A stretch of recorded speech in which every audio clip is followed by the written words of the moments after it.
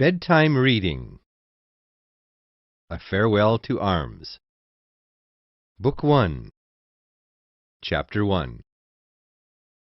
One summer we lived in a home which had water and hills out in front. The river was very clean. You could see through to the stones at the bottom. Soldiers often passed by our house kicking up dust, which turned the trees gray. The mountains looked empty except for some fruit trees at the bottom. Further up was where many battles were fought during the night. Some nights we could hear vehicles moving weapons past the house under the cover of the leaves and branches of the trees in our front yard. On another mountain to the north, a similar fight was taking place. However, our side was losing. In the autumn, the rains took all the leaves away, making the village look empty and colorless. Everything was wet, the roads, the trees, and the soldiers. Sometimes the king would come from Udine in a car to find out what was happening with the war. He never liked what he saw. Winter brought with it both rain and disease, killing thousands of soldiers. The following year we had many successful battles, and we managed to push the enemy back up into the mountains. In the summer, we moved to the other side of the river to a town called Gorizia. There we stayed in a pleasant house surrounded by trees. The Austrians did not bomb us too heavily there. I guessed that it was because they liked Gorizia and wanted to come back in the future, after the war finished. Our time in this town was quite different from the earlier part of the war. Even though the town had been damaged in recent fighting, the townspeople still lived there. Businesses remained open. Even the sex houses welcomed customers. And of course the king continued his drives through town while fighting could be heard in the distant mountains. One day, as my friend and I were enjoying some wine in one of the local bars, it began to snow outside. We knew then that the fighting would stop until spring. Moments later, a priest passed by, and my friend invited him to join us. He politely refused and kept walking. Later that evening, at the army dining hall, the same priest appeared, and my friend started to joke with him. "Priests like to be with women now. Isn't that right?" he said, looking at both the priest and me. The priest's face turned red from embarrassment. He was young and shy. "No, it's not true," said the priest. The captain laughed and then looked at me and said, "Not true, he says. But I know he always has 5 women every evening." Everyone in the hall laughed loudly at this. The priest just smiled without saying anything. It was best just to be silent and let them have their laugh. Then the conversation changed, and people began to persuade me to take a vacation now that the fighting would be stopped for a while. Everyone had his own ideas about where I should go in Italy. Some said Rome, while others said Naples. The priest, however, insisted that I visit his family in the town of Abruzzi. "You would like it there very much. My family would take good care of you," he said. "Yes, just like they took care of you and your 5 women, ha ha!" my friend joked again to the priest. Then the time came for us to leave, for some of the men wanted to visit the sex houses that night. I said good night to the priest, and he said the same to me. Chapter 2. The next spring I returned to the same town and found that it had not changed at all, except that it was greener and there were more guns and hospitals. I found that my army unit was still staying in the same house. Upstairs, in my room, I found my bed tidy and my things untouched. My roommate, Lieutenant Rinaldi, woke up when he heard me come in. "Hello, welcome back. How are your travels?" "Excellent," I said. We hugged and kissed each other. "Did you have any girls?" he asked. "Yes, of course. In Milan, Firenze, Roma, Napoli, the best was in Milan." "Wonderful. You'll have to tell me everything tonight." "I need to go back to sleep and rest up for my night with Miss Barkley. Don't look so surprised. We've got lots of pretty English girls here now. This one's mine, and I'm thinking I might even marry her once the war's over." "That's great. But tell me, why is the town so quiet? Isn't anybody working now?" "We have only several patients. I heard people saying that the fighting would begin again next week. I don't know. Do you think it's all right that Miss Barkley becomes my wife?" "Sure, definitely." He smiled and went back to sleep. As I washed my face in the basin, I looked at Rinaldi resting on his bed. He was a handsome guy from Amalfi, and a very good friend of mine. He loved being a doctor. "Can you lend me some money?" "About 50, he asked me. I gave him some, and he thanked me. In the evening I went to the dining hall and found the young priest from Abruzzi there. He became upset when he learned that I did not visit his family during my travels. He had written to his father, and they had prepared for me to come. I felt ashamed and apologized as best as I could. I had truly wanted to go, but I could not explain why I did not go. Sometimes we just never let ourselves do the things we want to do. It was hard to explain, having enjoyed the hot, wild, and smoky nights of Rome and Naples, when I could have gone north to his cool, quiet, and beautiful town of Abruzzi.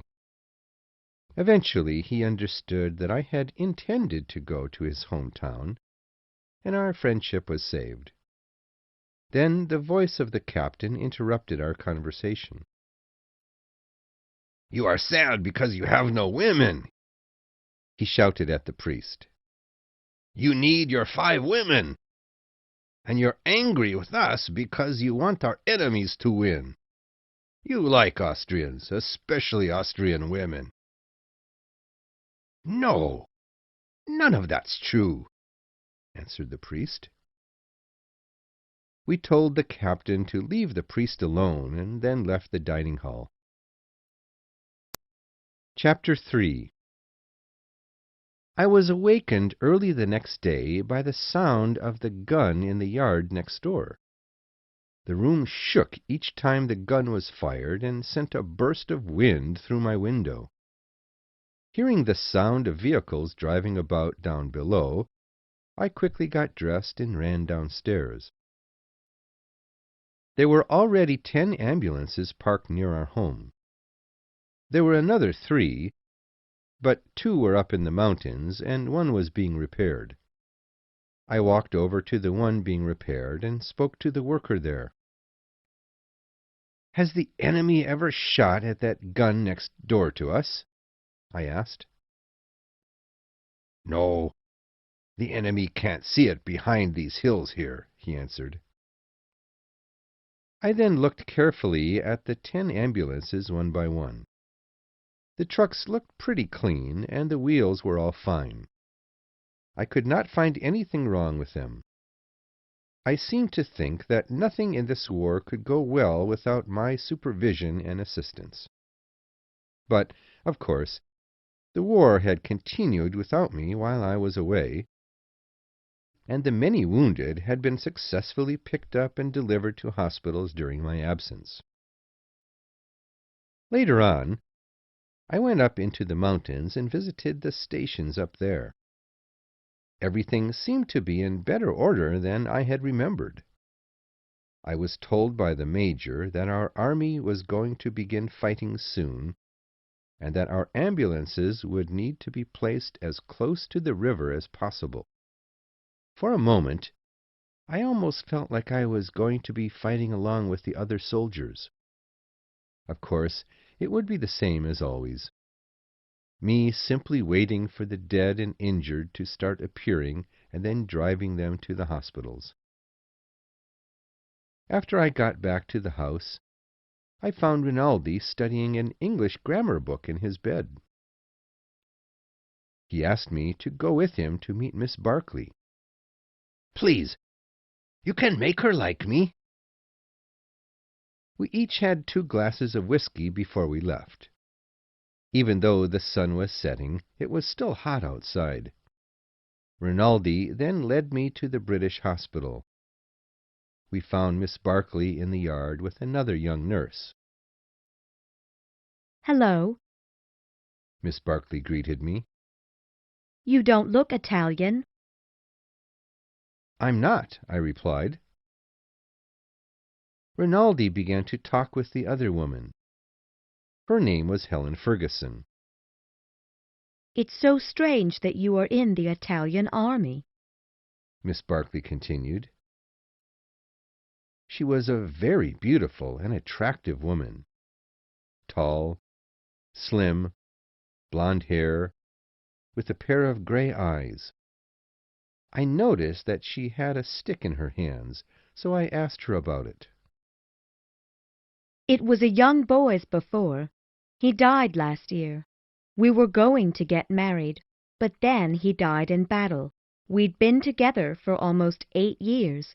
After his death, his family sent this stick to me." "I am sorry, Miss Barkley. I didn't mean to mention this." "It's all right." We sat down together on a nearby bench. "I like your hair. It's pretty," I said. "Thanks. I almost cut it after I heard he was killed." "Why? It looks so nice." "I felt that I owed him something. I waited so long to agree to marry him. I don't know why. Then he joined the army. I didn't like the idea, but it was already too late. I thought it would be good for him, but I think he hated it. Then he died, and that part of my life was over." She then looked over at Rinaldi and asked, "Is he a doctor?" "Yes, a great one." "That's wonderful. It's so hard to find a good one." "How long have you been a nurse?" I asked. "From 15 years old. I came here because of my boyfriend. I thought that if I was a nurse, I could see him in the hospital when he got hurt or ill. I know it was stupid. In the end, he didn't get any cut or gun wound. There was nothing left of him. He was completely destroyed by a bomb. Oh, when will this war end?" "Some day it will," I said. "One side will begin to break down." "Which side? Ours or theirs?" "I don't know." "I doubt that it will be the Germans," she said. We then joined Rinaldi and Miss Ferguson. They were having a difficult time communicating, so I translated for them. He asked Miss Ferguson if she liked England. "I'm Scottish. We all hate the English," she answered. Even Miss Barkley? You hate her too? He asked. "No, of course not. I meant England. We hate England." Soon we told the ladies good-bye and walked back to our home. "I think Miss Barkley likes you more," Rinaldi said to me along the way. "But Miss Ferguson was very kind." "I think so, too." I answered, even though I didn't look at her carefully at all. "So, what do you think?" I asked. "Is she your kind of woman?" I don't think so. Chapter 4. The following day I visited the British hospital again to look for Miss Barkley. Her boss told me that she was out working at the front because the war had started again. I was told that she would be back after 7 o'clock. And when you come, don't let your Italian friends follow you here. I said goodbye to the woman and then drove over to the area where the battle was supposed to start. I stopped my ambulance at the dressing station at the front of the mountain and crossed the river in a little boat. I then walked through an area that had once been a little town. It was now nothing but dirt. Finally, I found my way to the trenches where everybody was hiding. It was very messy and smelly. I talked with a captain I recognized for a short time and then went back. As I drove back to town, I took a good look at the new road the Italian army was building. My unit planned to attack the Austrians as soon as the construction was finished. It was designed so that we could safely take wounded prisoners from the battlefield to the hospitals. Unfortunately, the very last part of the road seemed terribly dangerous, for it was in clear view of the Austrian trenches. I did not look forward to driving that part of the road. The pickup area, however, was very safe. It helped me to feel better about the approaching fight. Getting back on the old road, I was stopped by the Italian police because a bomb had recently fallen nearby. They cleared the road for me, and I then continued on. As I drove toward Gorizia, several other bombs exploded in the distance, leaving clouds of gray smoke and filling my nose with their special smell. After a very brief dinner, I went to the British hospital to look for Miss Barkley again. I found her in the garden with Miss Ferguson. They both greeted me with big smiles. After only a few minutes, Miss Ferguson mentioned that she needed to write her family and then left us alone. "I like her. She's a good woman," I said. Oh, yes, very good, Miss Barkley answered. "Are you both nurses?" I asked. No, she is. I'm VAD, which is almost like being a nurse, only we have less experience. We only get to do real medical work when the fighting is pretty bad. Right now, we're not allowed to leave the hospital, unless it's for work. "Can I visit you?" Of course. "Why don't you and I leave this war?" Sounds good to me. She looked at me closely. It was dark now. I liked the way she looked and gently took hold of her hand. Then I moved closer and put my arm around her. Please don't, She said. "What's wrong? Come on." I got closer to her and kissed her. Suddenly I felt a pain in my face. She had hit me. My eyes began to gather water, but I did not cry. I apologize, Henry. She said. I didn't mean it. I wasn't even thinking. I wanted to hit her back, but I managed to stop myself. I knew that I was still in control. There was a good chance that I could be successful with her. "Hey, never mind. It's quite all right. I probably deserved it," I said. It helped us forget the war for a moment, didn't it? You are so cute, I want to kiss you now. I bent over her and began to kiss her, but she kept her mouth closed. I spent the whole time trying to open it, but she would not give up. I held her more tightly, and then I could feel her shaking suddenly. I realized then that she was crying. Dear, are you going to be good to me? She asked. Her question annoyed me, but I tried to comfort her anyway. I accompanied her to the front door of her building and then said goodbye. When I got back to my room, Rinaldi was there reading in bed. He looked up from his book and asked, "How is it going with Miss Barkley?" "We are just common friends," I answered. You look to me like a dog when it finds a suitable partner." I told him to shut up, and then pushed over his candle and got into bed. He relit the candle and continued to enjoy his book. Chapter 5. For 2 days I had to work out at the soldier camps in the mountains. When I finally returned to Gorizia, I was eager to see Catherine. However, I had to get a good night's sleep before going to visit her. The following evening, I went to the British hospital. I asked the receptionist to call Catherine for me. As I waited in the hall, I looked around the room and noticed it was decorated with sculptures and paintings. I could not help thinking how boring the art was compared with other towns in Italy. Eventually, Catherine came to meet me. She looked beautiful. We went out together to the garden, avoiding the eyes of the receptionist who was sitting behind the table.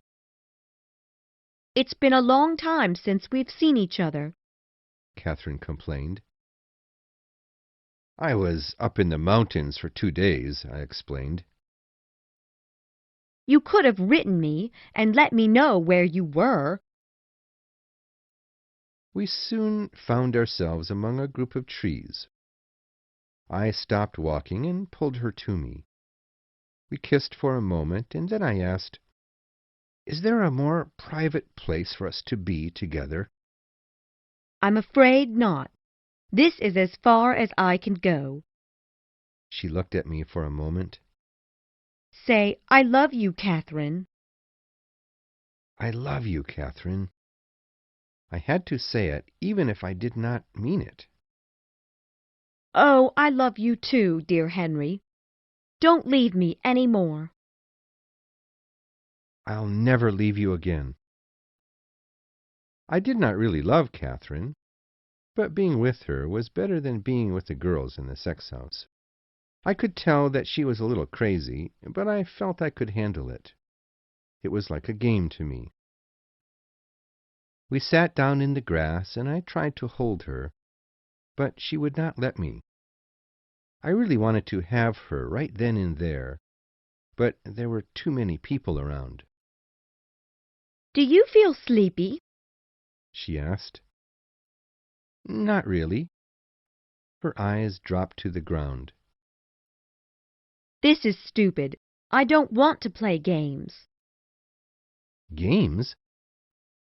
Look, you are a friendly guy, and I like you, but I've already had enough of our lying to each other. Why do you think this way? I love you, Catherine. She laughed suddenly. She seemed to be able to read my mind. You can still come to see me. Will you? Yes, I will. All right then. Good night. I need to go back now. I wanted to give her a kiss, but she refused. I walked her back to the building and watched her until she disappeared down the hallway. I went back to my room. It was very hot. I could see from the lights flashing up in the mountains that there was a lot of fighting tonight. Rinaldi came in and noticed I was feeling sad. "It doesn't seem like things are going well with Miss Barkley now." I'm glad that I decided to stay with Italian women. Chapter 6. The next day, after working in the mountains and visiting a medical camp full of wounded soldiers, I returned to the house at around 5 in the afternoon. I bathed and put on some clean clothes. Then I sat in the window and thought about writing my family back in the United States. The big fighting was supposed to begin the day after tomorrow. I would be sent to Plava to care for the wounded. I did not mention this in my letter, though. This was a terrible place for war. We had no good leaders like Napoleon. The best we had was a handsome man in the 3rd Italian Army. Sometimes I regretted not joining the British Army. It would have been less complicated. But it is almost certain that I would have died fighting with them. Here I knew I was safe. The war could not hurt me. Besides, I think the Austrians would quit soon. I thought about all the places in Europe that I could go to if this stupid war would just end. Then I thought about Catherine Barkley. I imagined us staying in a nice hotel in Milan. We would order expensive wine and drink it together while lying without clothes in bed. I had my dinner at the dining hall. The meal lasted longer than I had planned. The priest was there as usual, and some of the soldiers were trying to joke with him. They told him a story about a priest in another town who was arrested for stealing money. The soldiers were idiots, but there was lots of wine, so I drank and listened to their foolish talk. Suddenly, I realized that I had had a bit too much to drink. Looking down at my watch, I saw that 2 hours had passed. I jumped up from my seat and told everyone that I had to go. I went straight to the British hospital and asked for Catherine. However, the receptionist told me that she could not come down. "Is there anything wrong?" I asked. She is not feeling very well.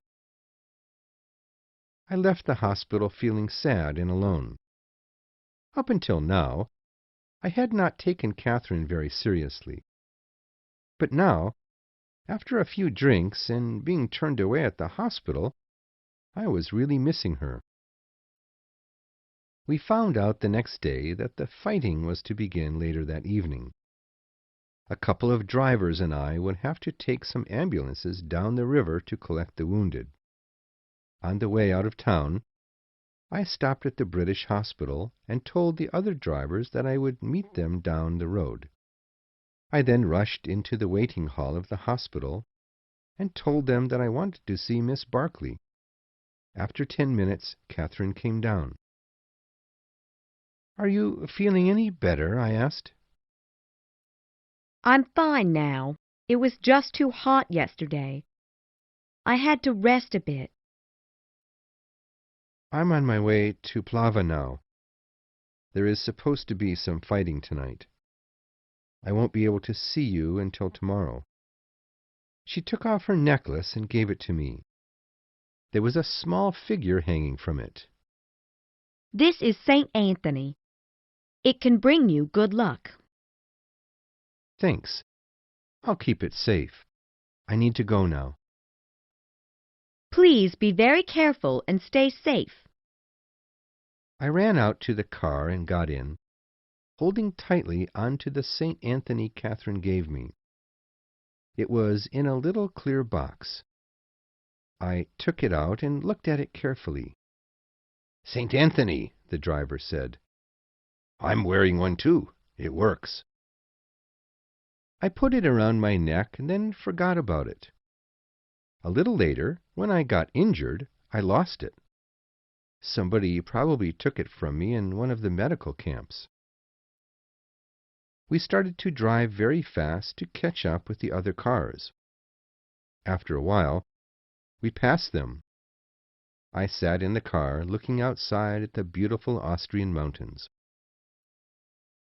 About 5 minutes later, the road became wider and we saw the river that separated the Italian army from the Austrians. Soon we came upon a hill. Down at the bottom was the village that we needed to take from the enemy. Chapter 7. The road we traveled down was hidden from the Austrian side by a wall of dry grass the Italian army had built. It was growing dark. I could see balloons high up in the sky. They were used by the Austrians to watch us. When we arrived at the medical tent, I found the man in charge and asked him to show me around. Everything seemed to be ready for that evening's battle. I was told that we were to drive the injured soldiers to safety using the road behind the wall of dry grass. It seemed dangerous, for surely the Austrians would bomb it like crazy. The major offered me a drink and then informed me that the fighting would start as soon as it was completely dark. After drinking, the other drivers and I went to one of the hiding holes to take a rest and wait for the fighting to start. "I hope we can eat before the fighting begins," Manera said. "Which soldiers are fighting for the Italians tonight?" I asked. "Just some common peasants. It's not meant to be a serious battle. They want to get the Austrians fighting here so that they can surprise attack them in another place." "Do those peasants realize this?" "No way. They would refuse to fight." "Just think. If everyone refused to fight, there would not be any war." "If you don't fight, the Italian government will have you shot. It's happened before." "Well, I think we need to hurry up and win this war. Quitting now would not solve the problems between these countries. War is terrible, but losing a war is worse." "So what if we lose? We still get to go home." "It's not that simple. The Austrian would come and take control of everything.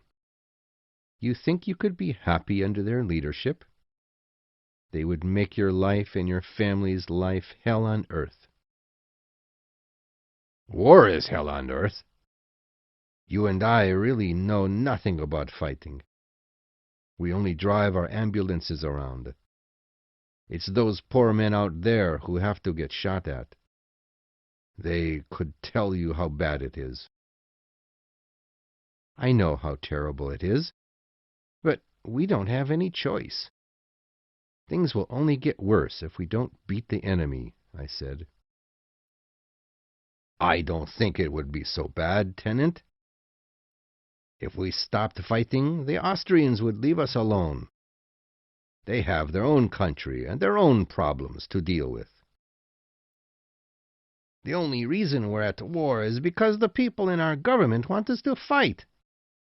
They benefit from the war somehow," said Passini, another driver. "They become richer. The common people get nothing but a bullet." "I think you speak too highly of the government. They are not intelligent enough to have a real purpose. They are just fighting because they are idiots," said Manera. "I know it's useless to say this now, Tenant," Passini said. "We'll stop." I got up and went to see about our dinner. The shyest driver among us, Gordini, followed me out the door. It was totally dark now, except for the searchlights we were shining up into the mountains. Gordini and I walked over to the medical tent and entered. There, I found the major talking on a telephone. His assistant informed me that the fighting would begin immediately. I listened carefully to the last few seconds of silence before the firing would begin. As soon as the major hung up the phone, the guns behind our tent began to shoot. "So, is there any food?" I asked. A bomb then fell nearby, followed by several others. The major gave us some noodles and cheese and said, "It's a bad idea to go outside now. You'd better just stay here. Suddenly 2 soldiers entered the tent carrying a wounded man. As the Major began to treat him, Gordini and I headed for the door. Once again, the Major warned us not to leave, but we insisted that the other drivers needed food. As soon as we left, a bomb fell near us. A few seconds later, another one came, and dirt went flying everywhere. We had to lay on the ground until the air cleared, and then we ran to the hole where the other drivers were waiting. The food tasted like iron and dirt, but we were so hungry we ate it anyway. Suddenly, just outside of our hole, a bomb exploded. The ground shook under our feet. Then more explosions soon followed. "Those boys sure have big guns, don't they?" Yeah, and here we are hiding in this little hole. Just then a bright light came between us and threw me off my feet. I thought for sure I was dead, but then I felt myself breathing again. I opened my eyes and saw that the area where we had been standing was now completely destroyed. Nearby, someone was screaming. I turned to see who it was and found that it was Pacini. One of his legs was missing, and the other looked like chopped meat. "Oh, my God! It hurts! Please kill me! Someone kill me!" he cried. I started to attempt to pull myself free from the dirt and wood that had fallen on top of me. I managed to get out, but I found that my legs were almost useless. I pulled myself over to Pacini and tried to tear my clothes in order to tie it around his leg to stop the bleeding. However, he soon stopped screaming. When I turned him over toward me, I found that he was dead. I then looked down at my legs and saw that my knee was missing. I began to scream, "Someone help me!" and then I felt a pair of hands take hold of me under my arms and pull me up. Then a second pair of hands took hold of my legs. "I'm not the only one," I said. "There are 4 of us here." "We're all right," said Manera, who had me under the arms. "Only Pacini got killed. How do you feel, Tenant? It was a big bomb."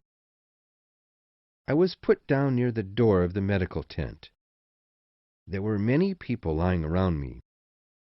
I could see through the doorway that the doctors were working inside of the dressing station. Their arms and shirts were all bloody. The people who carried the wounded were rushing in and out. Manera asked a doctor to come and look at my legs. "You're lucky that so much dirt got into your wound. It prevented you from losing a lot of blood," said the doctor. He then wrapped my legs with bandages and told me that I would be sent to the hospital soon. Manera then told me that Gordini could not drive because his shoulder hurt too badly. Only he and Govuzzi could drive now. Gordini then approached us with a British ambulance driver. The Englishman greeted me politely and asked me how I felt. "I understand that you have 4 ambulances, but only 2 drivers now," he said. "Would it be all right if we took 2 of your vehicles?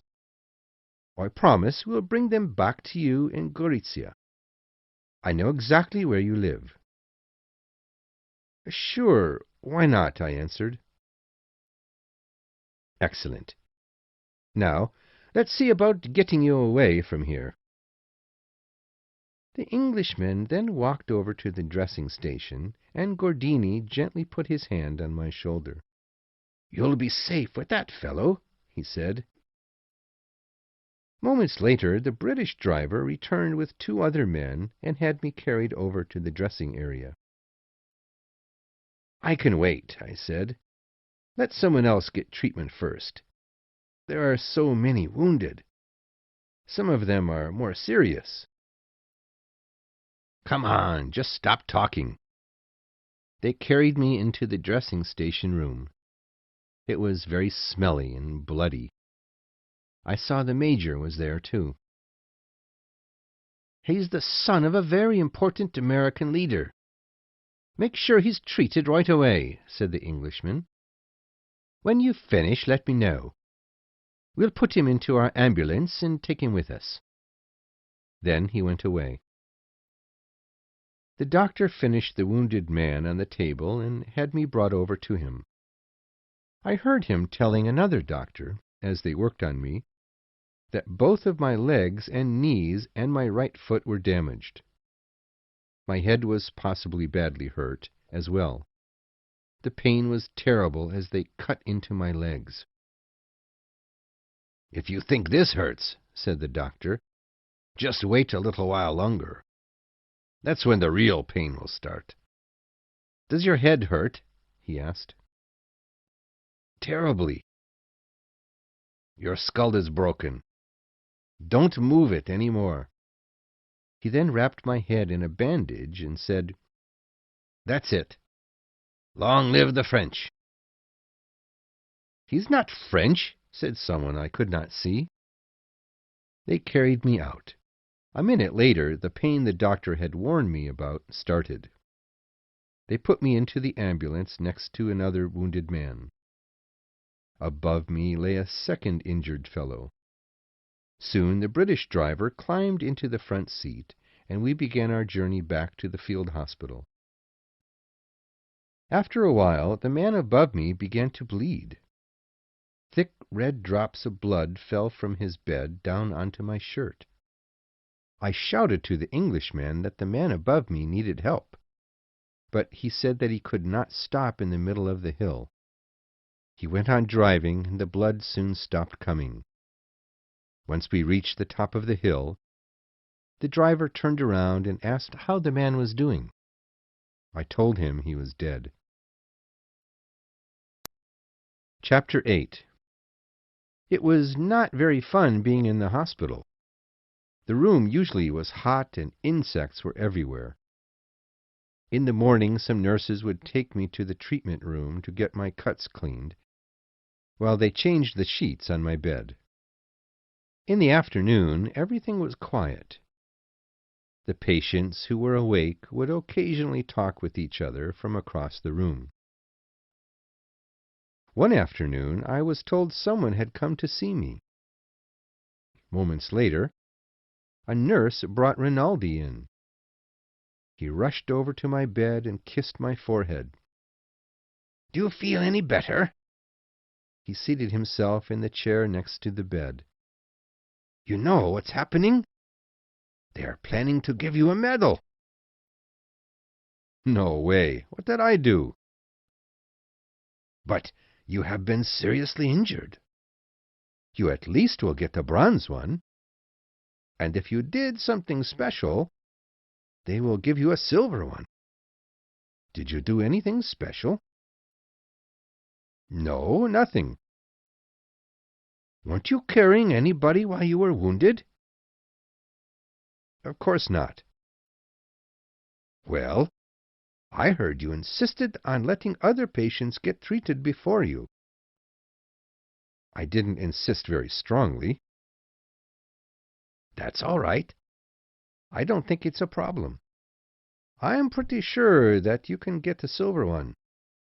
You were brave enough to apply to go to the front line. You should absolutely have it. We are all full of pride when we think about you." "So, how did the battle go?" "Didn't you read the newsletter? We took that little town and got almost 1,000 enemies to give up." "How are you doing?" "I'm doing very well." "I'm becoming a better doctor every day. But enough about me. Do you still hurt? How are the wounds? How's your head doing? The doctor's chart says that your head is all right." You were really unlucky to have that major work on you. He's not a good doctor. He's more like a meat cutter. It must drive you mad to stay in this bed all day long. Please, get out of here as soon as possible. I miss you. The room is so empty now that there's nobody sharing it with me. What about Miss Barkley? Of course. I will go and get her. But you rest for a while. And here, I have brought you some alcohol to take away some of the pain. By the way, I think the priest wants to come see you. You know, sometimes I wonder if you two aren't lovers, he said, laughing. Shut up, you stupid Italian. I have to go now. Get well soon. I have no one to joke with. He kissed me goodbye and then left. Chapter 9. The priest came to see me later that evening. I had just had my dinner and was lying in bed, not thinking of anything. In his hands he held several boxes. I brought you some things, a mosquito net, a bottle of alcohol, and some newspapers from England, he said, sitting down in the chair next to my bed. Thanks, Father. Can I open them now? Sure. Right away, I had 2 glasses of alcohol poured for us to drink together. I noticed that the priest did not seem to be as happy as usual. Is something bothering you, Father? I asked. I don't like this war at all. I don't either, but we can't stop it. You and I don't really understand war. We are only observers. I'm sorry. I shouldn't speak this way. You are injured. That's all right, Father. I don't mind. I was having a conversation just like this one with Manera and Passini before the bomb fell on us. Why are the people who want war the most powerful? Why can't the peaceful people be in power? If they can't be in power, why can't they influence the powerful somehow? It's impossible, I know. Tell me, do you believe in God? No, not really. I know. However, one day you will. You ought to love God. It will make you much happier. I look forward to the day when I can return to my hometown and live a simpler life and completely devote my time to God. Anyway, I've stayed too long. I'll go now. Thanks for the gifts and the conversation. Please, visit me again if you can. I will. Goodbye. I liked the priest. I felt sorry for him that he had to accept so much idiotic joking from the soldiers in the dining hall. I hoped that he would one day be able to return to his hometown. It sounded nice the way he talked about it. The hunting was supposed to be wonderful there, and the mountains were supposed to be as beautiful as the ones in France and Austria. Then I fell asleep. Chapter 10. Most of the time I had no one to talk to and nothing to do. At such moments I would just look around the room and observe. I noticed that the dying soldiers had screens around their beds so that no one could see them. In the end, a priest would come and I could see his feet under the screen. Then he would come back out and the nurses would take the body away. There was a beautiful garden just outside my window. It was there that the dead patients were put in the ground. One day, the major of the hospital asked my permission to send me to an American hospital in Milan where I could get better treatment. I agreed because I liked Milan and also because I knew they needed more space in the hospital. The major thanked me and said that I would be leaving the next morning. That night, Rinaldi and the major from our unit paid me a visit. They told me that America had joined the war against Germany, but that they refused to fight against the Austrians. The Italians were excited by this and hoped that the Americans would soon agree to help them against Austria. I told them that they probably would. "And why stop there?" I said. "Maybe the Americans will attack Japan and Turkey and Bulgaria as well." I was pretty drunk. Guess what, Henry? Your English girlfriend is going to Milan, too. They told me that the American hospitals haven't got enough nurses there, so they have to send some from here. That British hospital has too many nurses anyway. Lucky you. You get to go to a wonderful town, and you'll have a beautiful nurse to take care of you. I wish I were the injured one, just so I could go. Be good, Henry. I'll miss you," Rinaldi said, becoming increasingly emotional. "We have to go," said the major. "We are making too much noise for the patients." Rinaldi kissed my forehead and said goodbye. Then they went away. The following morning I woke up still quite drunk. I was then put on a train to Milan. While on board, I managed to buy some alcohol and shared it with a couple guys sitting in the same compartment. We got drunk and threw up all over the floor. After 2 days and 2 nights, we finally got there. Book 2, Chapter 11. They carried me off the train and put me into an American ambulance. After a while, we arrived at the American hospital. A doorman came out and met us at the ambulance. He and the 2 drivers carried me into the building, but when we got to the elevator, my stretcher was too big. They had to pick me up and carry me by my arms and legs into the elevator. It hurt like hell when my legs were not straight. I asked the men to be a little more careful. When we got to the 2nd floor, there was nobody to meet us. The doorman spent a long time to look for a nurse. He finally returned with an older woman who wore glasses. "They didn't tell us that any patients would be sent here today," the old nurse said. She was American. "Please, just find me a room. Anywhere is fine." I could not stand the pain in my legs. It was getting worse. "But there's nowhere to put you. We are not prepared to treat any patients at this time."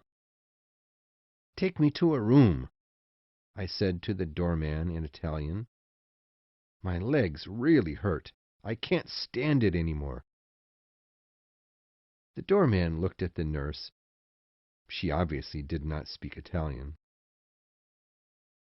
I suddenly became really angry and screamed to the old nurse, "Take me to a room!" The men took me to the nearest room and gently placed me on the bed. "I'm afraid that I can't provide you with any sheets for the bed. Everything is in shortage," said the nurse. "I don't care," I answered. I gave the 2 drivers and the doorman some money for helping me out, and told them they could go. Then I showed my medical papers to the old nurse. "This is everything you need to know about my injury. It also lists the medication I've been taking." Tears suddenly came to the old nurse's eyes. "I don't understand what this says. Even if I spoke Italian, I wouldn't be able to do anything until the doctor comes back. He's out of the town right now." I saw she was totally useless, and I asked her to leave. I started to feel very sleepy. My pain began to go away slowly, Even though the bed had no sheets, I was still comfortable. As I was falling asleep, I imagined Miss Barkley coming to my bed to care for me. I woke up in the morning, and a beautiful young nurse came into the room. Hello, Mr. Henry. I'm sorry, but the doctor is still away. I can't change your bandages until he comes back. However, if you want, I can give you a bath. That would be great, I answered. By the way, is there an English nurse here named Catherine Barkley? No, there's just Mrs. Walker and myself. My name is Miss Gage. But I heard there are more nurses coming later, since we are going to get more and more patients. She started to take my clothes off and wash my body carefully. It was very comfortable. Afterward, she put a hospital dress on me and took my temperature. I asked for some water and had the curtains opened. The room suddenly filled with light. After my lunch, the manager of the hospital, Miss Van Campen, visited me. From the very beginning, neither one of us liked each other. She did not seem to like the fact that I was fighting for the Italians. I asked her if I could drink wine with my supper, but she did not agree to it. She said that we would have to wait for the doctor to return. I got angry and shouted, "When the hell is this doctor coming? He's chosen a wonderful time to take a vacation." Miss Van Campen then left the room.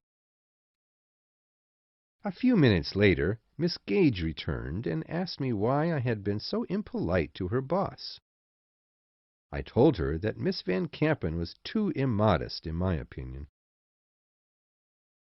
Later, after the day had grown dark, I asked the doorman to go out and get some wine and a newspaper for me. When he came back, I hid the things under my bed and immediately enjoyed a sip of wine.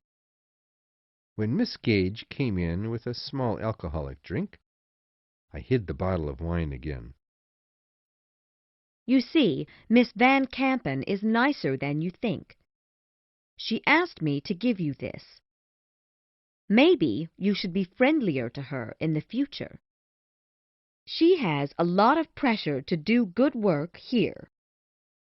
You ought to make her job a little easier.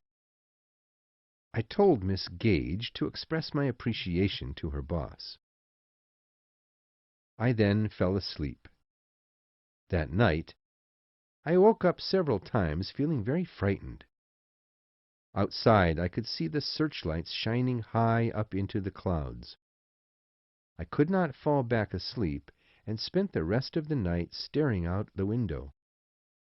It was not until the sun rose again that I finally managed to go back to sleep. Chapter 12. I woke up later in the day to a room full of sunlight. I called Miss Gage into my room and asked her to find someone who could shave me.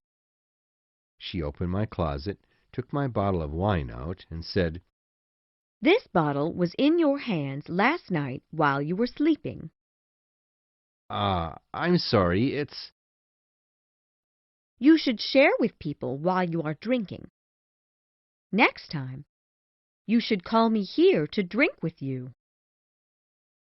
Oh, I didn't think you would allow me to drink it. I'll tell you next time. Thanks. She laughed and said, Oh, by the way, Miss Catherine Barkley is here already. Really? That's great news. Thanks. She's not very nice, though. She is. You just need time to get to know her. She did not say anything, cleaned my body, and went away. 10 minutes later, an Italian man came and shaved my face for me. I was in a good mood and wanted to chat a little, but he was not very friendly toward me. I asked him what was wrong, and he simply answered that he refused to speak with dogs. I assumed he was crazy and decided to say nothing more to him. After he left, I called for the doorman. He entered my room laughing. "What's so funny? Next time find a guy who's not crazy to shave me." "He misunderstood me when I told him where you were from and thought that you were Austrian," he said, still laughing. "Take your laughing ass back downstairs," I shouted. The sound of his laughter still could be heard several minutes after he left my room. Then my door opened again, and Catherine entered the room. She smiled, walked over to my bed, and gave me a kiss. At that moment, I thought she was the prettiest woman I had ever seen. I was extremely happy to see her. Do you feel any better, dear? Yes, as soon as I saw you. I reached out and brought her closer to me. No, you can't do that here. You are wounded. She said. "I'm well enough to have sex." No, you are not. You are still weak. Just shut up and do it. But do you love me? I do. I love you. I've said it many, many times. Keep your mouth closed and have sex with me. All right, but we'll have to be quick. Afterward, I felt calm inside. She sat down in the chair next to my bed. You see, I must really love you if I can allow myself to do something so crazy. She said. We can't do that too often. Of course we can. Every night we'll do it. I wonder how long they'll let me work here. They can't send you away. I won't let them. I love you too much now. You really do, don't you? I did. It was not my plan, but it was too late. I should go. I've stayed too long. Don't stay away too long. I'll miss you. I'll miss you too. Then she left. Chapter 13. The doctor came in that afternoon. He took many bomb pieces from my legs, and with the knife searched for other pieces. Luckily, he was using a special medicine that took away the feeling in my legs, so there was no pain. However, he decided that an X-ray would be necessary. So he sewed me up and ordered the nurse to have me taken downstairs the following morning. The next day they took me to another hospital and had my legs put under the X-ray machine. The doctor there was very friendly. He saw the inside of my legs and told me it was pretty bad. He hoped that I had shot a lot of Austrians. I lied and told him I had. Later that afternoon, I got to see the X-ray pictures of my legs myself. Catherine brought them to me. The doctor was right. There was a lot of metal in there. However, I was less interested in the pictures than I was in having sex with Catherine again. Unfortunately, she only had time to show me the pictures and then left. The day was very hot, and I felt bored and frustrated lying in bed. 3 doctors came into the room. One of them was the doctor who had treated me the day before. I guessed that he was not a very good doctor. After all, he needed an X-ray done to finish the job. That meant that the other 2 doctors were probably equally as bad, for bad doctors like to keep each other company. They had my bandages removed. Looking down, I could see that my legs looked less like chopped meat and more like legs today. Try to move your knee. Can you bend it? Asked the doctor with the beard. No. Can you try? We need to test it. They took hold of my leg and bent it for me. A pain shot through my body, and I cried out for them not to move it any further. They then took a look at my X-ray photos. The bearded doctor said that he would recommend waiting half a year to operate. The other doctors agreed with him right away. I did not, however. That's too long. I can't imagine why I should have to wait 6 months. If you don't wait, you may lose your knee. So what? I don't care about my knee.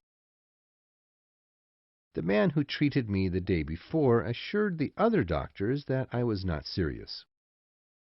He told them that I was an excellent soldier who was possibly to receive a medal. The bearded doctor then came over to me. Calm down. I understand. It's a long time to wait, but it would be unsafe to operate sooner than 6 months. I'm not willing to risk losing your knee. Okay, then. I'll accept your advice. Thank you very much. They went away, and I called the doctor who had treated me before back into the room. That doctor with the beard is too low in rank. I won't let him operate on me.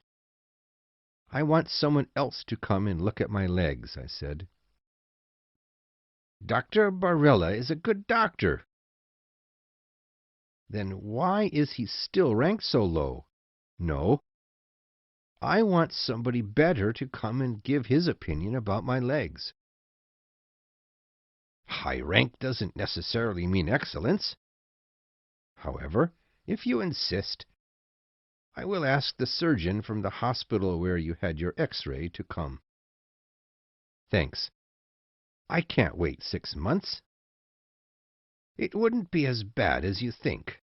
You wouldn't just lie in bed the whole time. You'd exercise some. And you would be taken outside so that your legs could get some sun. I just can't wait 6 months. Fine. I'll have Dr. Valentini visit you later today. When Dr. Valentini did come, he looked me over very carefully.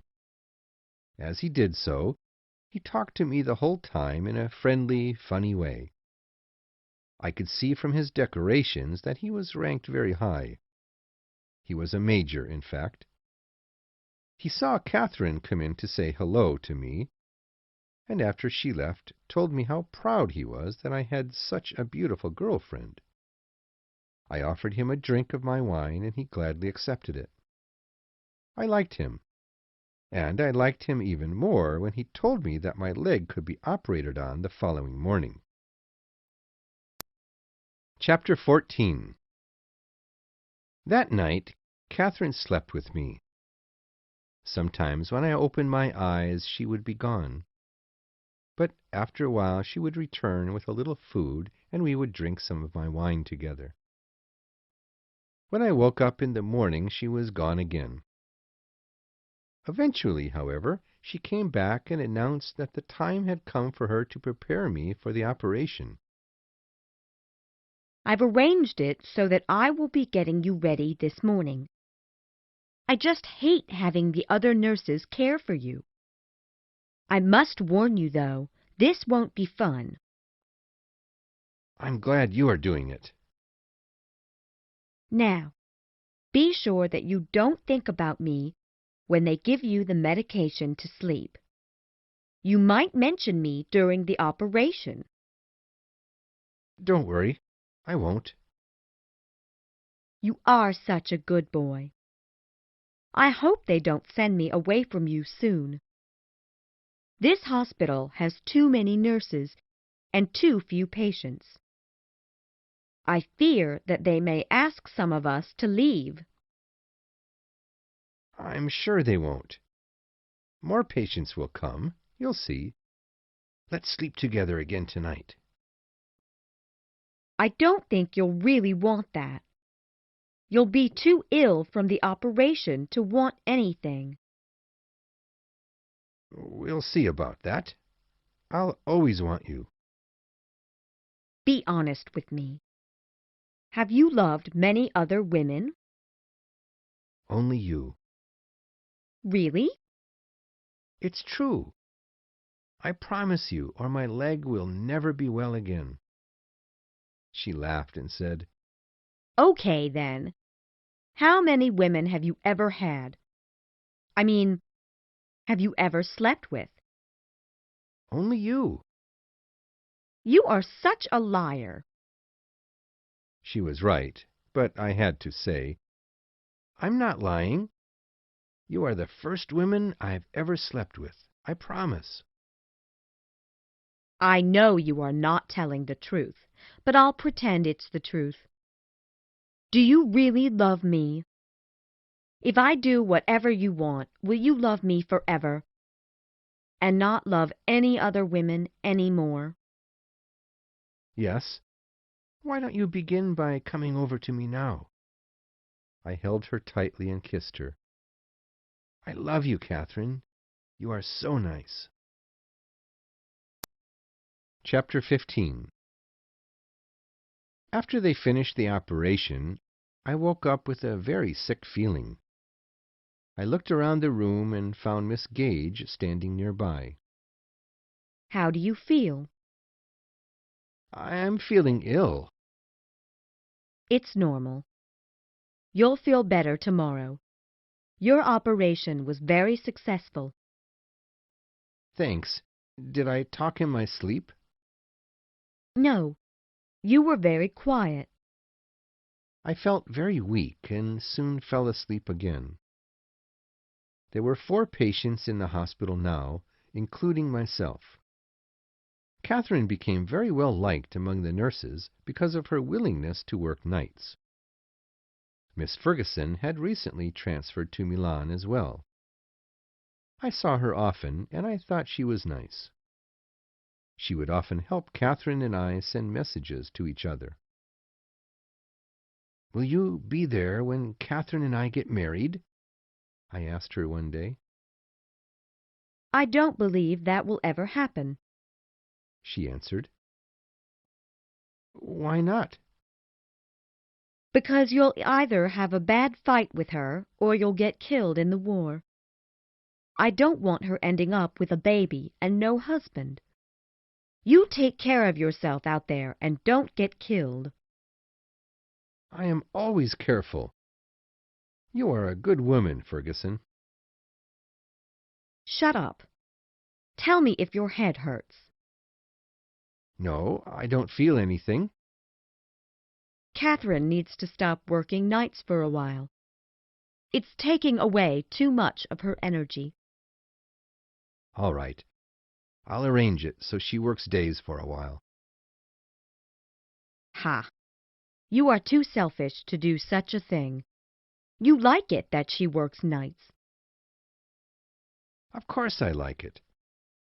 However, if it's making her tired, she should rest for a while. After Ferguson left, I called for Miss Gage. Would it be possible to put Miss Barkley on the day shift for a while? She seems so tired lately. You know, you can speak more directly to me about this. I'm your friend, and I know the truth. Have a drink with me, I said, pulling out the bottle of wine. I poured her a glass and handed it to her. Thank you. She said, Later on, I'll bring some cool water to put on your legs. They must really itch from the heat. I'm your friend, you know. Of course you are. I don't think you realize how good a friend I am. But one day you will. For 3 days in a row, Catherine was taken off of the late shift. When we finally saw each other again, it seemed like we had been away from each other for months. Chapter 16. The summer was wonderful. After I could use crutches to walk, Catherine and I began to go out on the town. We would have dinner at the nicest restaurants. Our favorite one was Grand Italia. We ate there so often that we began to know the highest waiter there. He was a very nice guy. He even lent me money once when I did not have any. Usually after dinner we took a walk on the street, and then we would go back to the hospital. Catherine would return to her office, and I would go back to my room. There, I would sit on the balcony and wait for her to come. I loved being with her in bed, watching her and touching her. We acted like we were married since the day Catherine arrived in Milan. I, however, truly wanted to be married. Catherine had other ideas, though. "It's pointless to get married right now," she said. "I would be sent back to Scotland and you would remain here. Then we would never get to see each other. Is that what you want?" No, of course, I don't want that. But what if you have a baby someday? I don't think it's this that you are so worried about. I think you fear that I'll meet someone else and eventually leave you. You are wrong, though, to worry about this. I was in love before, you know. The only thing that prevented me from being with him forever was his death. I'm a very honest person. You know, I'll soon be called back to the war. Let's not talk about that now. You and I are very happy together, and we are really enjoying ourselves here. Let's just continue to be happy. Now, do you want to have some fun in that bed of yours? Get over here. I'll be there in a second. Just let me make sure the other patients are all right. Chapter 17. That summer my legs got better very quickly. I was getting lots of exercise and treatment at the hospital where I had originally got my X-ray. The bad thing about getting better was that Catherine could not spend as much time outside with me. Now that I could walk pretty well on my own, the hospital felt I no longer needed to be accompanied by a nurse. In the afternoons, after exercising, I would go to the cafes around town and read the newspaper. It sounded like we were doing well against the Austrians. But in the West, things were not going as well. There was still much more fighting to be done, and Italy had already given so many of its men. I could not imagine how the war could continue for much longer.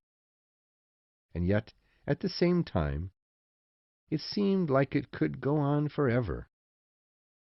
I met people often while walking the streets in Milan. So I never became lonely without Catherine. Just outside of a cafe, I met Mr. and Mrs. Myers. They had just been at the racetrack. We greeted one another politely. I asked how they did at the races. Mr. Myers said he had done fairly well, but I could tell that he had probably made a lot of money. Mrs. Myers promised she would come visit me in the hospital soon. She said she loved all the Italian boys in the war. After leaving the Myers, I went and had a couple of drinks with some army friends of mine. One of them was studying opera singing. The other guy there was a captain who considered himself a hero and never stopped talking about himself the whole time we were together. I respected his bravery, but he loved himself a bit too much. Catherine hated him, and when I told her later that evening that I had met him for drinks, she expressed how happy she was that she had not been there with us. "Listen to that rain out there," I said. Yes, it's really coming down. It frightens me. Really? Why? I'd rather not say. Come on, I want to know. Well, if you must know, it's because I can see us in the rain, dying. Of course, that's just silliness. We'll be fine. I rather like the rain, I wish I did too. she said, with tears beginning to roll down her face. I put my arms around her, and the tears stopped coming. However, it did not stop the rain. Chapter 18. The summer went quickly, and I had a very good time with Catherine. We went to the races several times with the Meyers, but we never won much. Meanwhile, the war was not going so well in Italy. September came, and it looked like the Italian army had made a mistake in trying to attack so many different places. I heard from one officer that the Italians had lost over 100,000 men in one area alone. Because of this, many people were beginning to be against the war.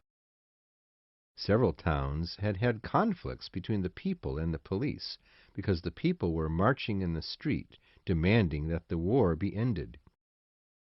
An English major I met in a bar was very negative about the outcome of the war. He believed that the Germans were too good to beat.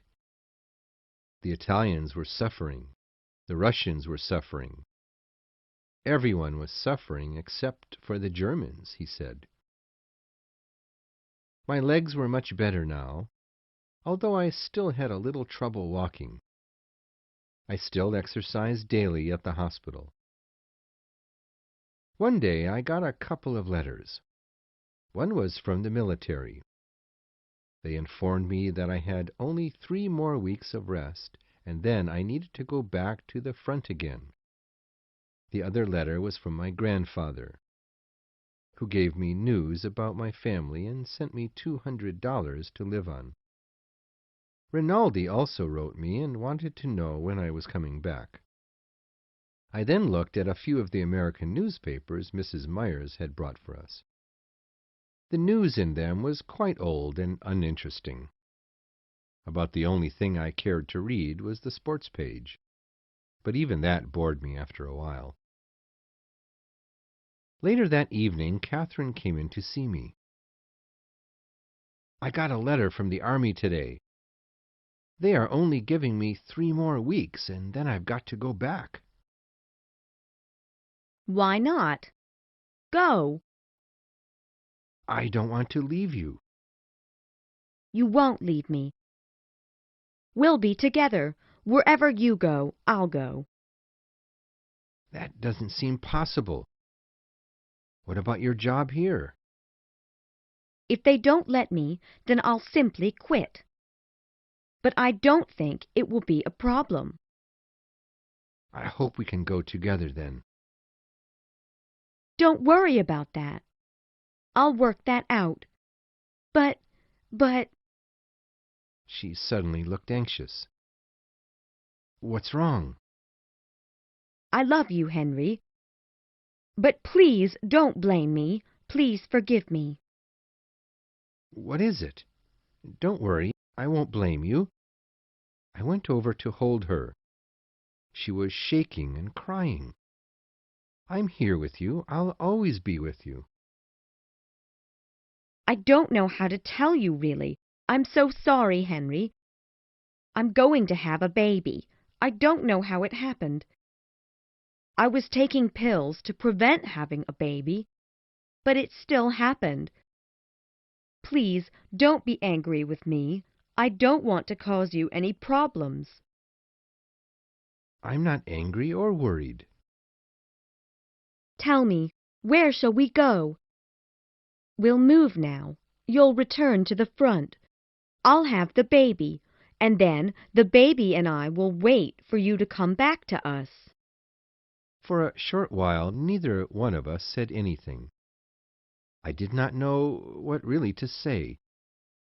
She did not either. Then she came over to the bed and took my hands in hers. I'm sorry, dear. I don't know what to do. I just want you to be happy. I wish we could be together always. But you have to fight in this war. We can't change that. We can only face it. Yes, we need to be strong. We'll be together after the war. I love you. How about a drink? Only if you have one too. I'm on duty now. Come on, it will make you feel better. All right then, if you insist. She poured me a glass of wine and then got up to go. You are leaving? I asked. If I leave now, I can come back later. All right, I'll be waiting. Chapter 19. I was very sick the following day.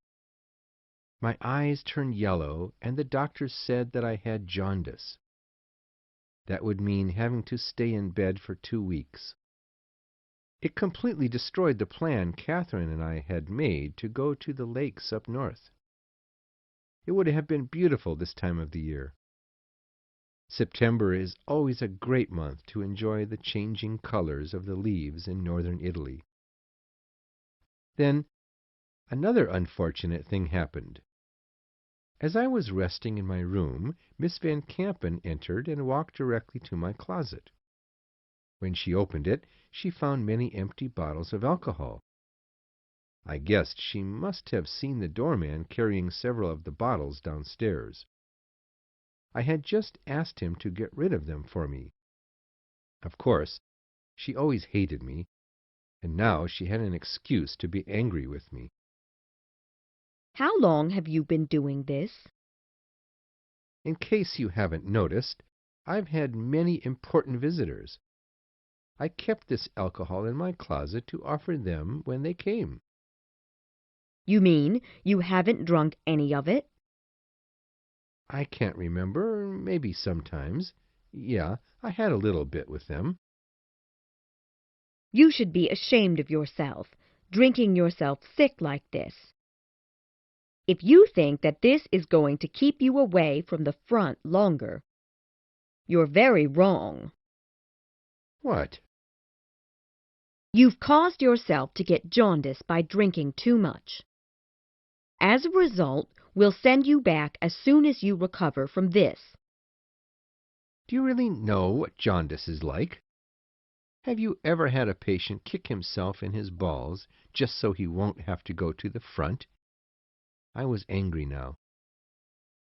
I've seen many patients hurt themselves. But specifically, have they ever kicked themselves in the balls? That's what this illness feels like. She hated me even more now. Without saying anything further, she walked out of the room. 10 minutes later, she came back with the doorman.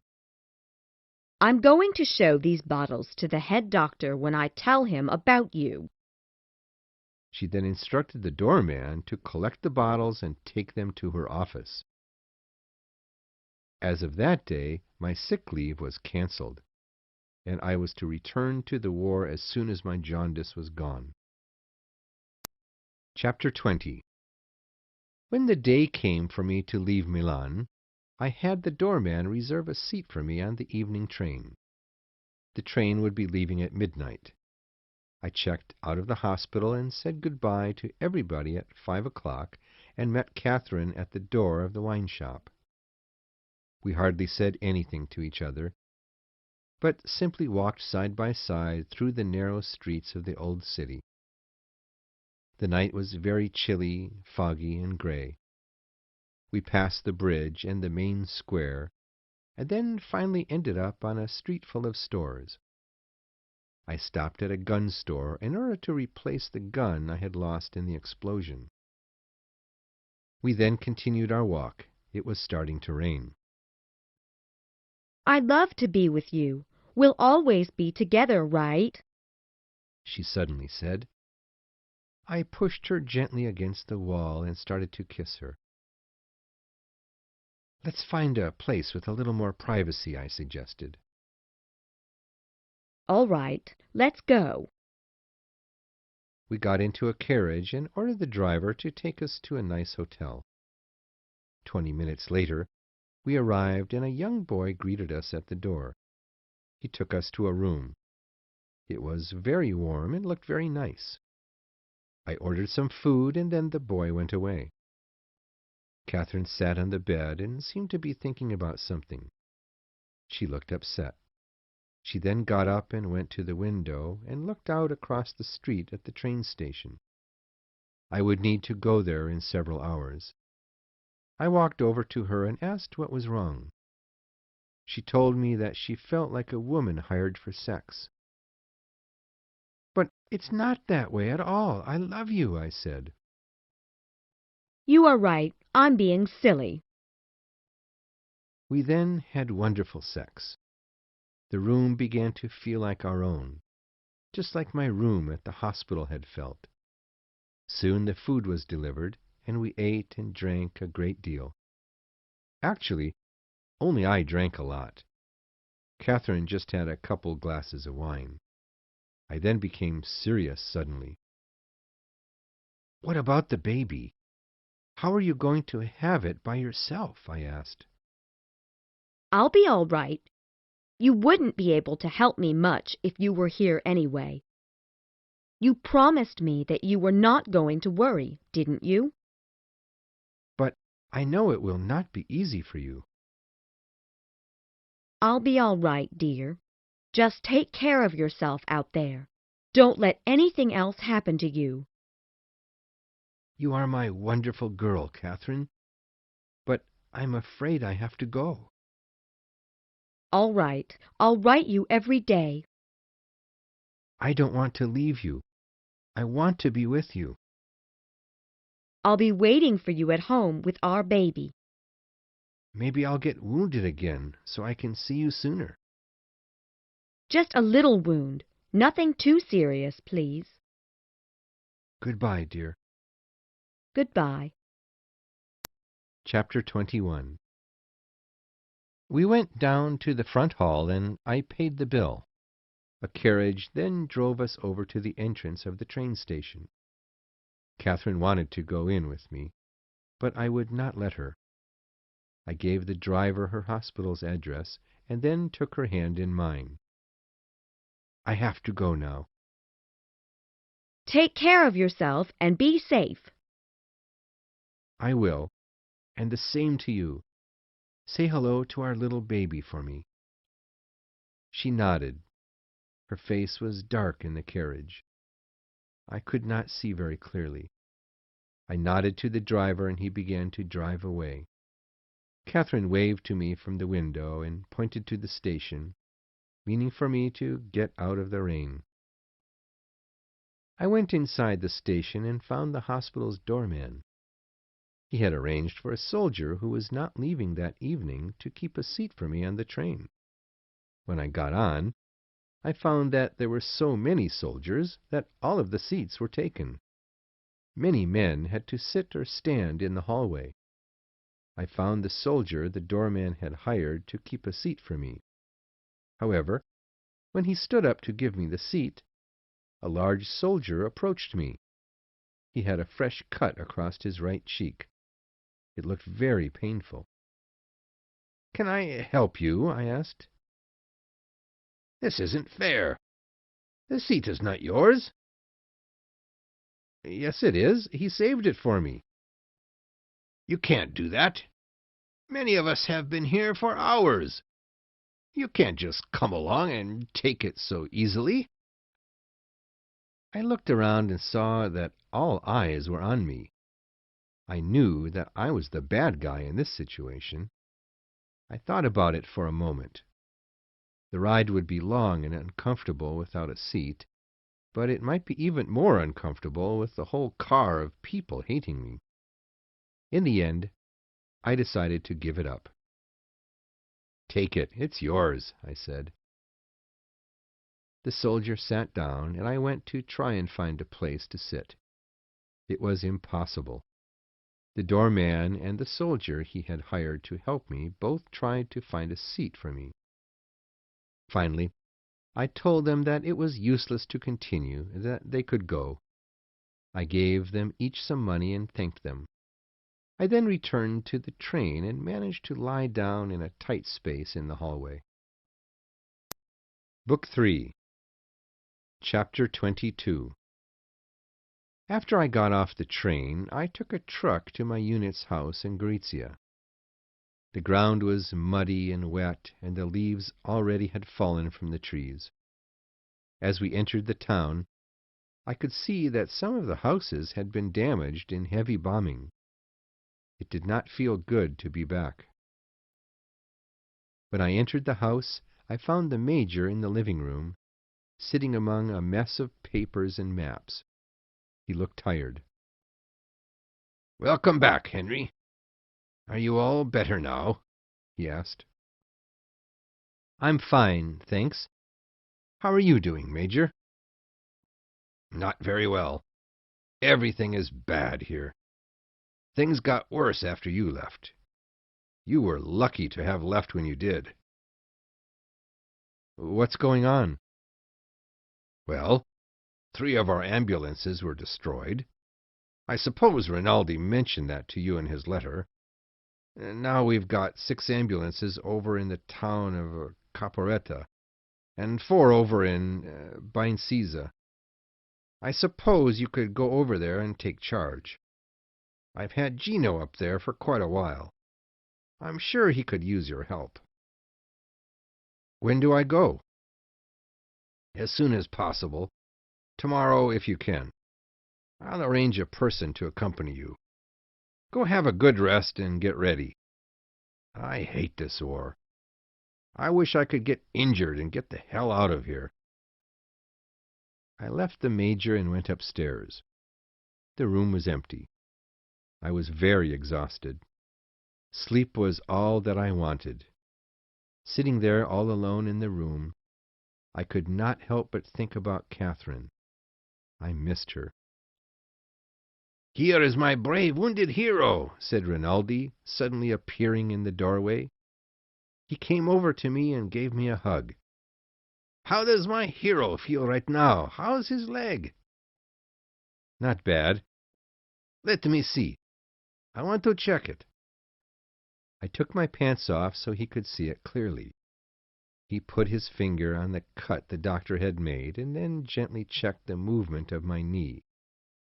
A sudden pain shot through my leg, and I cried out. "They sent you back too soon.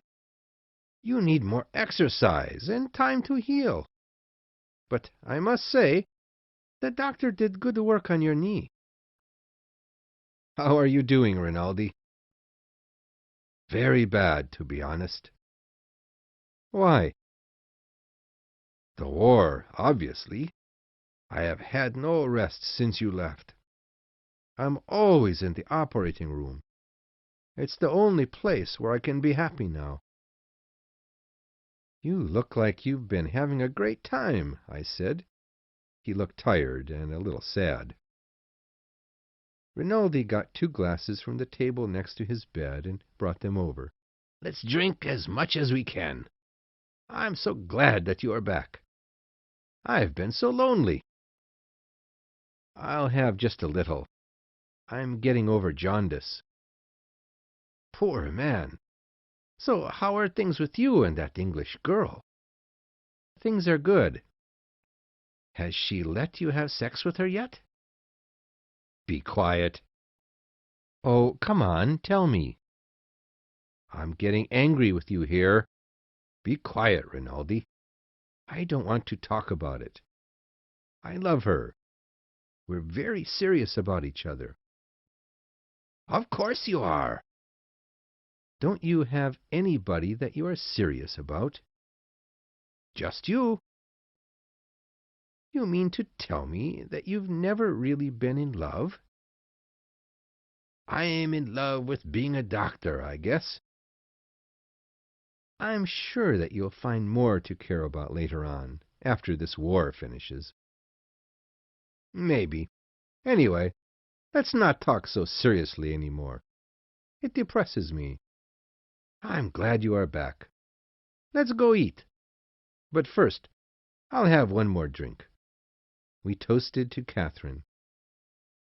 We then went downstairs and over to the dining hall. Rinaldi had already drunk too much, but he ordered more alcohol at the table anyway. "Let's drink ourselves to death. It will be fun." "Anyway, it will get us out of this stupid war," he said. The waiter brought us some soup, and the Major came and joined us at our table.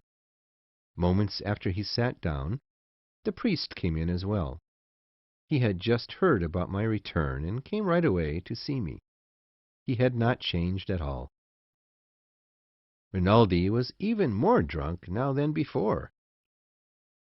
"Here, priest, have a drink," he said, pushing a glass of wine toward him. "Oh, don't give him a hard time," said the Major. "What? Can't I offer him a drink? Priests like to drink, just like they like women." The priest was obviously used to being joked with by the soldiers. He said nothing, but simply smiled at me. "What are you smiling at, priest? You can go to hell." "Take it easy, Rinaldi," said the Major. "Everybody is gone. I've got to give him a hard time while they are away." It was clear to us that Rinaldi was full of anger about the war, and he was just trying to release some of it. The priest knew this too, so he let him say whatever he felt like saying. The Major did not criticize him any more either. After a while, he calmed down and we finished our meal. Chapter 23. Rinaldi and the Major left, but the priest and I remained in the dining hall to talk a while. "It's nice to see you again," I said. "Me too. So, tell me, how is everything?" he asked with a smile. "Everything is good. My leg is better. I'm a little sleepy today, though. What about you? How have you been?"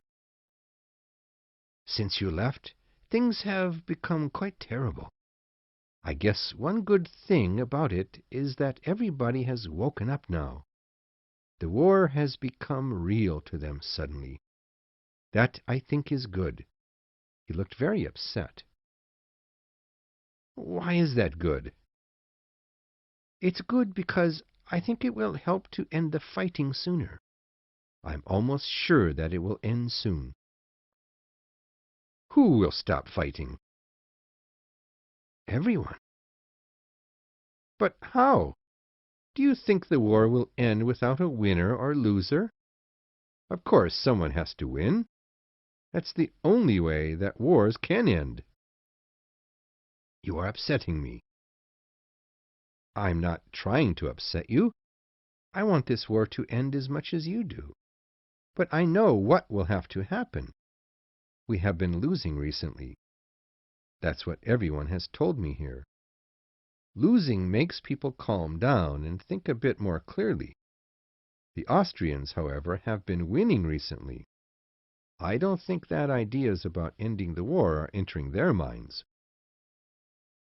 "But nobody really wins in a war. Everybody loses." "I agree. But one side has to lose more than the other." "Then I don't know what I want any more. I wish that somebody would just hurry up and finish all this. I pray it will end soon." "I'm pretty sleepy, Father. I've enjoyed our talk as usual, but I think I really need to go to bed." "Of course. I apologize for keeping you up so long with my endless complaining. Go, get some sleep." "Good night, then," I said. "Good night." Chapter 24. The following day, in the early morning, the Major sent a soldier named Peduzzi and me to Bensiza. The road to that area was well protected, and it felt a little strange to be where the enemy once had been. At the end of the road we came to a village that was nearly completely destroyed. We went to one of the few remaining buildings and met Gino, the guy I was sent to replace. He was glad to see me. Immediately he showed me around and introduced me to people. He told me that the British had ambulances nearby in Ravne. They were doing an excellent job. Gino had only good things to say about them. There was talk that the enemy would attack soon, however. Gino felt that the large amount of rain we had been receiving would prevent them from coming. Many soldiers would be getting sick on both sides, especially the wounded. He then told me about a new gun the Austrians had just begun to use. "It scares me more than any other gun I've seen. They shoot two at the same time. When it's coming, you can hear a kind of scream, and no matter where you are, it always seems like it's coming for you." The situation seemed much worse than I had imagined. Gino said there were soldiers from both Croatia and Hungary helping the Austrians. He also added that there were no phone lines and no place to run if the enemy was to come for us. Man, I really hate fighting in the mountains. It's a bad idea for everyone. It's impossible to fight up there, I said. Before, I remember reading that people refused to fight the Austrians in the mountains. Instead, they would wait and let them climb down to attack. Then, they would beat them easily. "True," Gino said. "But those weren't Italians fighting the Austrians.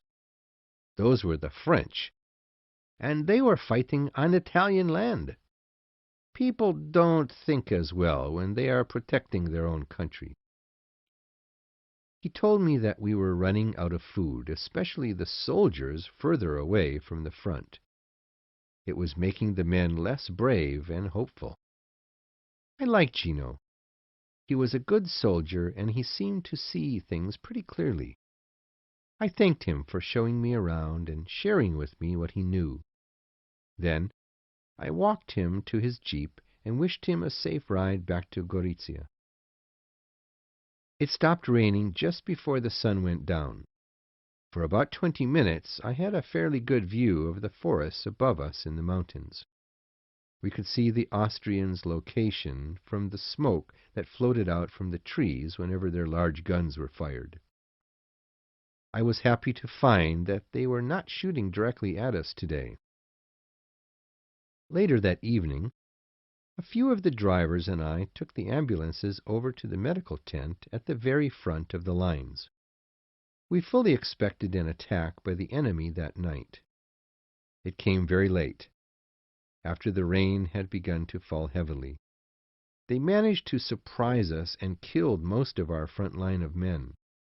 However, the second line of Italians fought hard and successfully drove the enemy away. We were busy after that collecting the many wounded and taking them to the nearest hospitals in the field. While we were working, it began to snow. The next day, the enemy made several attempts to attack, but failed each time. North of us, we could hear a lot of big enemy guns firing. It sounded like the Italians were having more trouble protecting the border there. Later on, people began to talk as though they had heard that the Austrians had entered Italy from up there. Many said that they had heard it was the Germans we were now facing, not just the Austrians. Everyone feared the Germans the most. Then people began to say that our unit had been ordered to give up and run back to Gorizia. I asked the leader about this, and they told me it was not true. "We have been ordered to do everything we can to stop the advance of the Austrians and Germans. If they come, we'll fight, not run." The next day, however, we began to pack up supplies at all of the surrounding field hospitals in the area. Once we had finished, We were told to head back to Gorizia. When we got back to town, it was being emptied of people. The roads were full of soldiers and families in trucks and on wagons. It looked like we were running away, after all. I saw a truck full of girls from the sex house drive by. One of them looked at me, licked her lips, and then blew me a kiss. At the hospital, I found Rinaldi was already gone. He had left with all the other doctors from the hospital. There was a note there for me from the major ordering me to put as much of the hospital's equipment in my ambulances as I could and drive to Pordenone, a small town just beyond the city of Udine. We immediately gathered the equipment and loaded it into our cars. My drivers all looked extremely tired. It would have been no good to leave for Pordenone immediately. Someone would surely have had an accident. I told the men to get a few hours of sleep first, and then I went up to my room to sleep a little myself. After we woke up later, we had dinner and shared a couple of bottles of wine. The men were mostly in a good mood. They did not mind running from the Austrians. In fact, they much preferred it to running for them. Piani was the only one who still seemed sleepy. I decided to ride with him in order to keep him awake. When the time came to leave, we all became a little sad. Gorizia was a nice place. The other drivers told me that Pordenone was not nearly as pleasant. Chapter 25. We took the road leading out of town and very soon came upon heavy traffic, all headed in the same direction. I could not see where the line of cars in front of us ended. I got out of the ambulance and walked about a mile down the road to see how bad traffic was. Even after a mile, there was no end in sight. I walked back and found the driver, Piani, asleep inside of our car. I decided to sleep too. A couple of hours later, I woke up to the sound of the other car's engine starting. Piani woke too, and we followed the cars in front of us as they moved forward a couple of feet and then stopped again. "This is going to take a very long time," I said. "I'm going to see how everyone else is doing." I walked back to the other ambulances. I found that two of my drivers, Bartolomeo and Imo, had picked up two young women.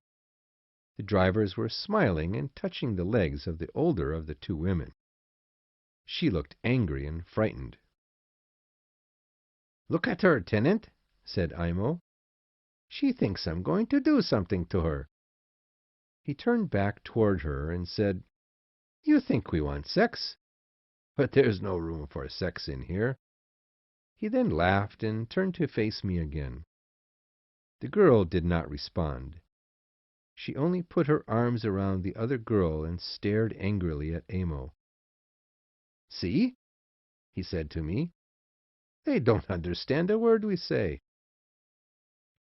I asked the girls if they were sisters, and they said that they were. They spoke a different kind of Italian that I was not familiar with.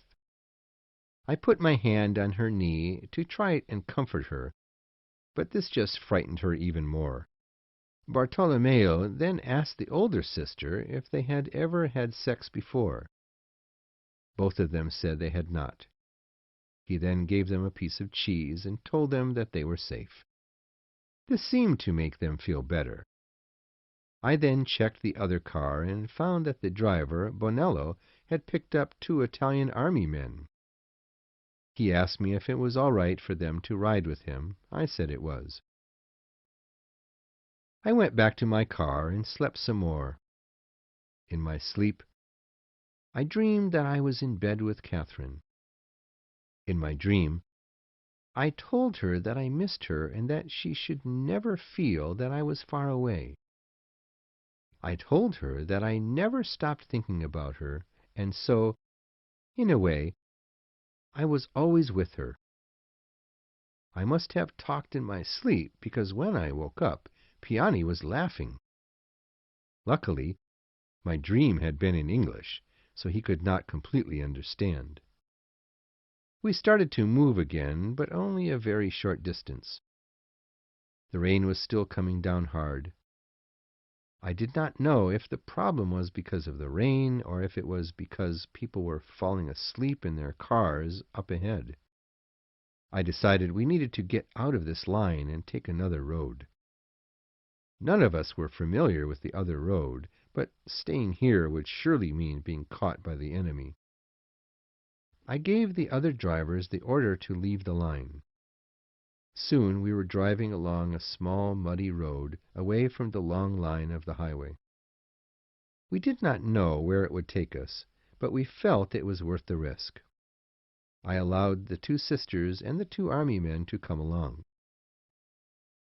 Eventually, we came upon an old stone house. Our car's engine needed water, so we pulled over to see if there was a well at the house. Luckily, there was. After getting the water we needed, we went into the home to see if anyone was there. It was empty. The basement, however, had a good amount of food storage. We took some cheese and bread, as well as some apples. Upstairs, we found a couple of barrels of red wine. We filled our water bottles with it and then went back out to our cars. I saw one of the army men leaving the house with a clock in his hand. I told him to put it back. He did as I said, but it was clear, by the look he gave me, that I had now made an enemy. The two girls, meanwhile, had never left their car. They were too afraid of what we might try to do to them inside the house. We brought them some food, which they happily accepted and ate very quickly. Then we got back on the road and continued on our journey. Chapter 26. Many times we took the wrong road and had to turn around and try another direction. Even so, we still managed to make much better progress than we would have if we had stayed on the main road. By lunchtime, we guessed that we were pretty close to the town we wanted to reach. While we drove on, several enemy planes flew over us toward the main road where the long line of cars was. Each time they flew past, we could hear their bombs being dropped upon the helpless line of cars.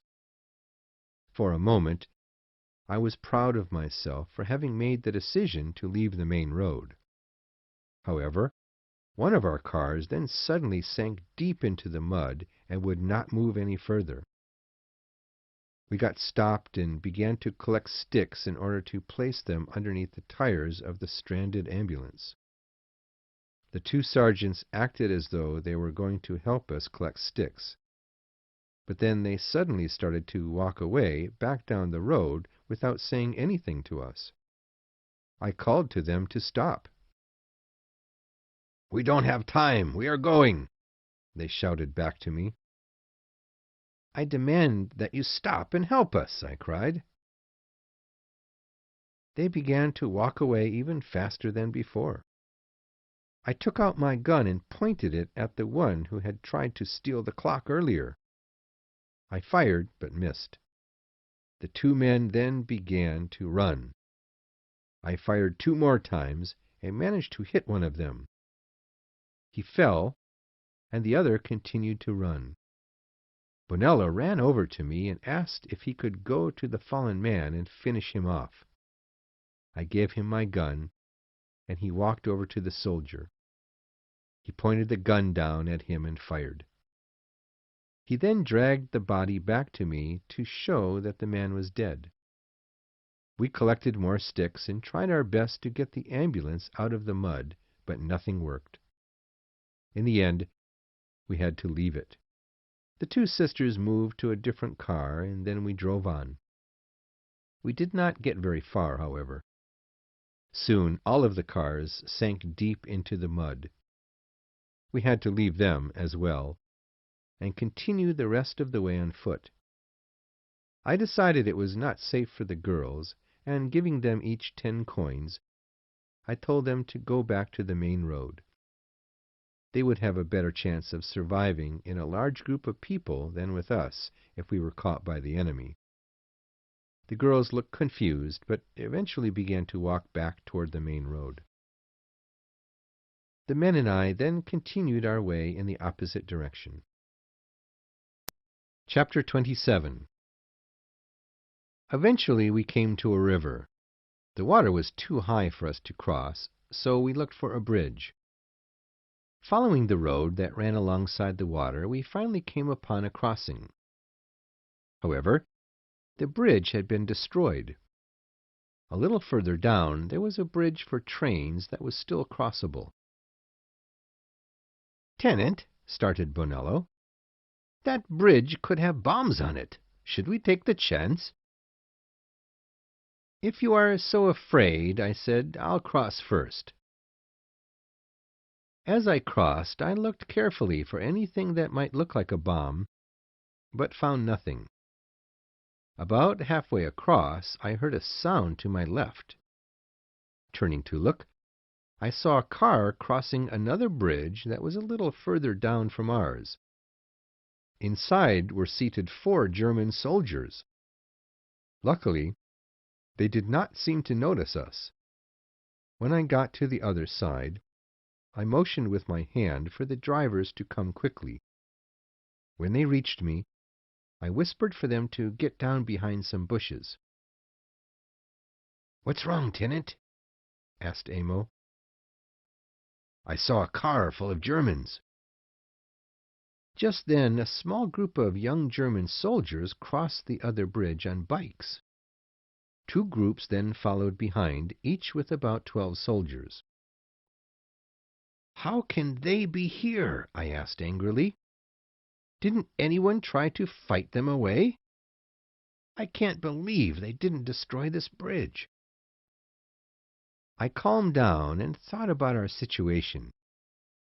I had not been successful getting the medical equipment to Pordenone, but I would make sure to get my men there. I took a long drink of the wine from my water bottle and then told them to follow me.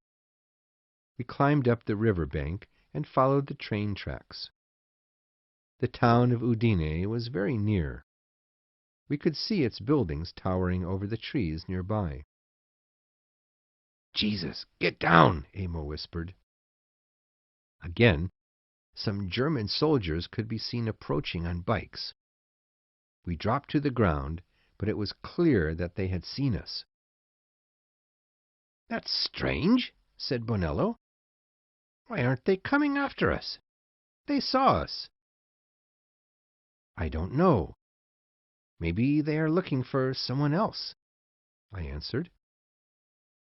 We continued along the train tracks until we heard guns being fired up ahead.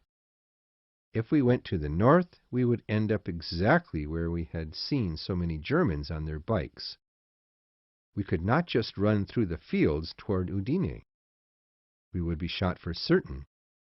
No, the best way would be to go to the south where there were more trees. There, we could make our way slowly to the town. The 4 of us began to run in that direction when suddenly a bullet landed in the mud near our feet. "Back up! Get down to the bottom of the railroad hill!" I shouted. 2 more guns fired and Amo fell to the ground. We pulled him down the hill. I turned him over and saw that he had been shot in the back of the head. The bullet had exited through his right eye. I tried to stop the bleeding, but he died quickly anyway. "Damn Germans!" whispered Piani. "No," I said. "Amo was shot by an Italian. There's no way the Germans could be in that direction. It's just some frightened Italian soldiers. They will shoot at anything that moves." We left Amo lying on the hillside. I was sad to see him die. I liked him. We crossed to the other side of the hill to the railroad. There was another field before us. A fair distance away was a house surrounded by farmland. It was too dangerous for us to stay outside. I decided that we should take the chance to try to get to the house. It would be extremely dangerous, but so was staying where we were. I went ahead first. As I walked out into the open field, even though I could not see any, I felt like 1,000 guns were pointed at me. Somehow, we managed to get there, though. Right away, I had Piani, Bartolomeo, and Bonello search for food and drinks. Meanwhile, I went to check out the barn behind the house. That seemed like the safest place for us to stay. I climbed up to the second floor of the barn and lay down in the dry grass. It was very quiet, and the smell reminded me of my childhood. I almost fell asleep. But then Piani came into the barn. He had food in his hands and some wine. "Where are the others?" I asked. "Well, Tenant, they're gone. They decided to let the Germans take them prisoner. They were too afraid to be shot." "And you? What made you stay?" "I felt it would be wrong to leave you here alone." We ate for a while and drank some of the wine. After that, we rested until night came. Then we left for Udine. I had fully expected to be killed that evening. It was strange to find the night so quiet. Several times we came very close to German soldiers who were marching along the roadside. They never saw us, and not a single bullet was fired the entire night. Eventually, we made it back to the main road where the Italians were still crowded in an incredibly long line. "Will you tell the leaders that Bonello and Bartolomeo gave themselves to the Germans?"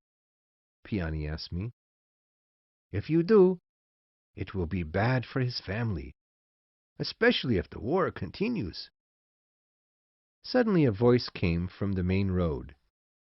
"There is no more war! It's finished! We are all going home now." Then another voice shouted, "Hooray for peace! Kill all of the officers." "I had better not call you Tenant. They might shoot you," Piani whispered.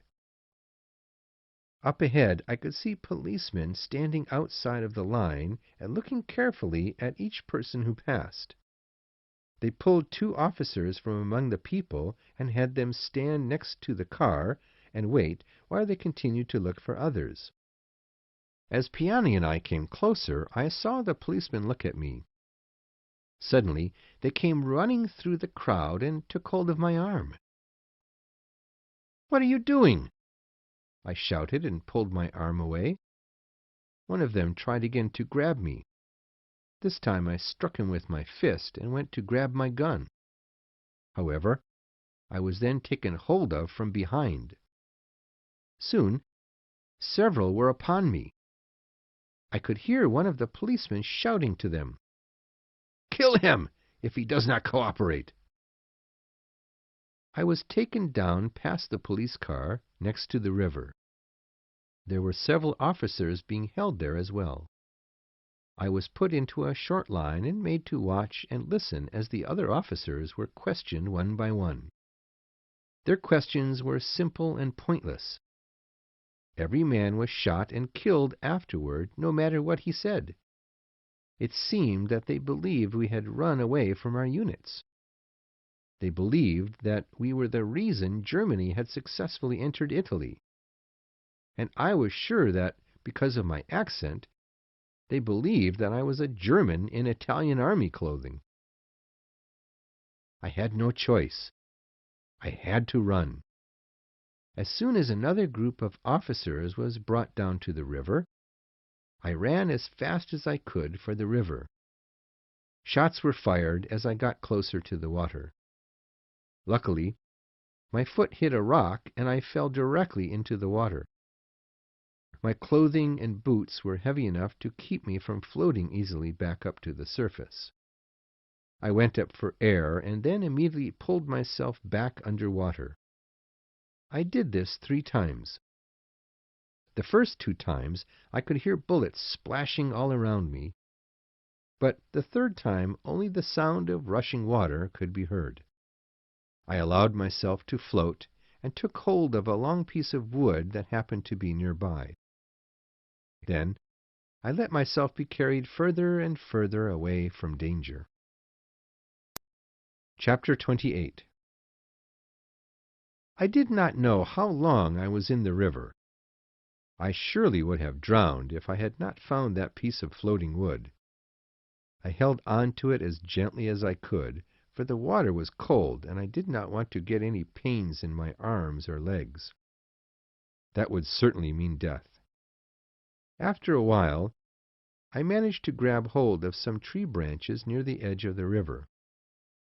I pulled myself up into the tall grass that grew up out of the water and crawled my way toward dry land.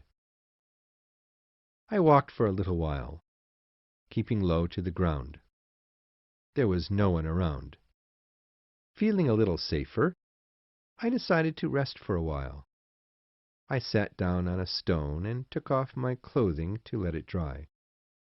Most importantly, I tore the stars from my shoulders so that no one would recognize me as an officer.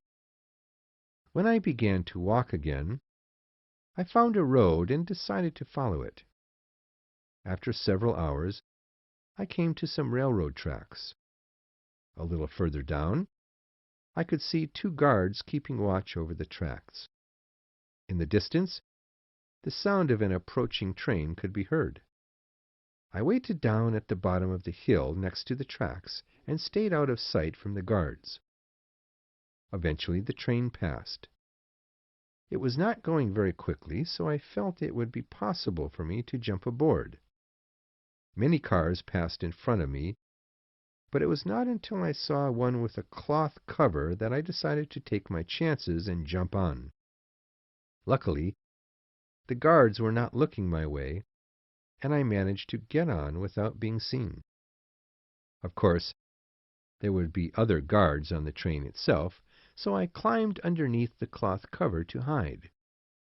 Inside, I found myself lying upon a car full of brand-new guns. I guessed that they were being sent to the town of Mestre, for it was the closest place in the area. I was very uncomfortable. My clothes were still wet, and I had not eaten in quite a while. I thought about how well my leg had done during these last few days. I decided that Dr. Valentini was a genius. I began to miss Catherine again. I tried to imagine being with her in the future, but the cold wetness of the guns made it difficult. I thought about how I had lost my cars and my men just like a manager loses his goods when a fire destroys the store he works in. Then I thought, would a manager go back to work at that store if he knew the owners would shoot him for not speaking their language perfectly? Of course he would not. That was when I decided I was finished fighting for the Italians. I had nothing against them. I was just finished. Thoughts of returning to Catherine came back. When would I see her next? Tonight? No. At the very earliest, it would be tomorrow evening. I decided that once I was with her again, I would never leave her side, not even for a business trip. But where would we live? We could go almost anywhere. Book 4. Chapter 29. The train ended up taking me all the way to Milan. I arrived just before sunrise. The first thing I saw when I left the train tracks was a cafe. It had just opened. The man behind the counter served me a cup of coffee and some bread. He then poured me a glass of strong alcohol. No charge, he said. Tell me a little about the front. How is it going up there? I'm not sure. All I know is that the army was running away from the Germans when I left. Does that mean the war is finished? I doubt it. You know, if you need to hide, I've got a place where you can stay. Thank you. I have somewhere I have to go today, but I will keep your place in mind for the future. One other thing. It's obvious that you've removed your stars from your coat. You wouldn't wear it any longer. Do you have papers? I can get you some if you don't. Identification papers? I don't think I'll need them. But, again, it's good to know where I can get some. I then got up to go. Remember, I'm always here if you need anything. Thank you, I said, and then left. I took a carriage to the hospital. The doorman was very happy to see me. I shook his hand and asked if Miss Barkley was there. He told me she was not. She had gone to a town called Stresa with Miss Ferguson. I thanked him and asked that he not tell anyone he had seen me. I then got back into the carriage and went to the home of a friend of mine named Simmons. He was the fellow studying opera singing that I had met earlier in the year while recovering from my injuries in Milan. He answered his door still wearing pajamas. "I'm in a bit of trouble, Simmons," I said to him. "Come in and tell me all about it. How can I get to Switzerland?" "You can't. The Italian government won't allow it." "Why? Are the police looking for you?" "I'm not sure yet. Would you have some clothing I could wear? All I've got is what I have on now." "Of course. We are just about the same size. What happened to you? Why aren't you at the front?" "Where can I change my clothing?" "Just go in the bedroom there and take whatever you want. As soon as you are dressed, we'll eat and then send you up toward Switzerland." Actually, I have to go to Stresa first. Chapter 30. It felt strange wearing new clothing. I was still used to the stiffness of military cloth. After I left Simmons's home, I went and bought a hat and then headed to the train station. On the train, a couple of pilots were in the same room with me. They looked at my clothing, and I could tell that they did not like me. When I arrived in Stresa, I found it was almost empty. Only a few of the hotels were still open. I went to the nicest one and got a room for 2 people with a nice big bed. Then I went to the bar downstairs and had a drink. The barman was pretty friendly. We talked for a bit. I told him I was on leave. Then I asked if he had seen any foreign nurses in town. He told me he had, and that they were staying in another hotel across the street. I thanked him, paid the bill, and left. While I walked over to where Catherine was staying, I thought about my situation. It did not seem to me that the war was truly finished. I felt like a young boy who had not gone to class and was now trying to imagine what the class was doing that day. When I got to the hotel, I found Catherine and Miss Ferguson having dinner there. Miss Ferguson was the first to see me. "I don't believe it," she said.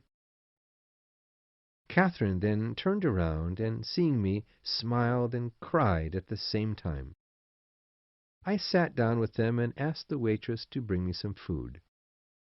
Miss Ferguson looked at me with unfriendly eyes. "She may be happy to see you, but I'm not. She is going to have her baby, and you are probably going to run back to your America. You are terrible." Catherine and I smiled at each other. "Don't you smile like that, Catherine," said Ferguson. "You are no better than him. You are just as bad. You should be ashamed of yourself to be with a man like him." Catherine then got up from her chair, walked over to Ferguson, and put her arms around her. Ferguson began to cry.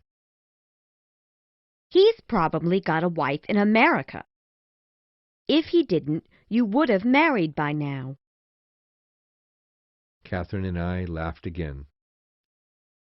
"Stop that laughing. I'm very serious." Ferguson shouted through her tears. "Just leave now. Go away. I don't want to see any of you any more." "We won't leave you. Let's finish our meal," Catherine said, trying to calm her down. "Well, I'm sorry. I'm being so stupid now. I can't help it." Later on, in our hotel room, Catherine and I were able to be together again. She was different from other women. With the others, I always felt empty and alone. With Catherine, it always felt like it was the two of us against the rest of the world. I felt strong and brave with her. In the morning, we had breakfast in bed. "Do you want a newspaper to read? We could call downstairs and have them bring one up," Catherine said. "I'd rather not. I don't want to know anything about the war." "Are you in danger? Do the police want to arrest you?" "They want to kill me." "Then we must leave the country as soon as possible. You see that lake outside of our window? Switzerland is just on the other side." I suddenly began to have doubts about myself. Am I a weak person for leaving the army? Do I deserve to be killed? "Of course not. Don't talk like that." I certainly feel better about it when we're together. Let's get out of here. Let's go where we don't have to worry any more. Chapter 31. While Catherine went to visit Ferguson, I went down to the bar to have a drink. I picked up a newspaper there and saw that the Germans were pushing further into Italy. The barman then passed me a note. "Here, this is for you," he said. I looked at the paper and saw that it was signed by a man named Count Greffy. "Who is Count Greffy?" "He says that he met you here a couple of years ago while you were visiting Stresa. He says he would like to play a game of pool with you. I guess he must have seen you on the street or something." I remembered him now. He and I had played pool here once before. He was a very old man in his 90s, but he could still play an excellent game of pool. "Is he here now?" I asked. "He's out for a walk with his niece. He'll be back soon, though. In the meantime, I'm going fishing for a little bit. Would you like to come with me?" I agreed to go and followed him down to the lake. He had a small boat of his own. I rowed while he sat in the fisherman's chair and threw his fishing line into the water. I rowed all the way out to the island to the middle of the lake. He was not having any luck catching fish, so we decided to take a break and get a drink somewhere on the island. We ordered a couple of glasses of alcohol and chatted a bit. He was a friendly guy. I liked him. We talked a little about the war and how much we hated it. Then we got back into the boat and headed back toward the mainland.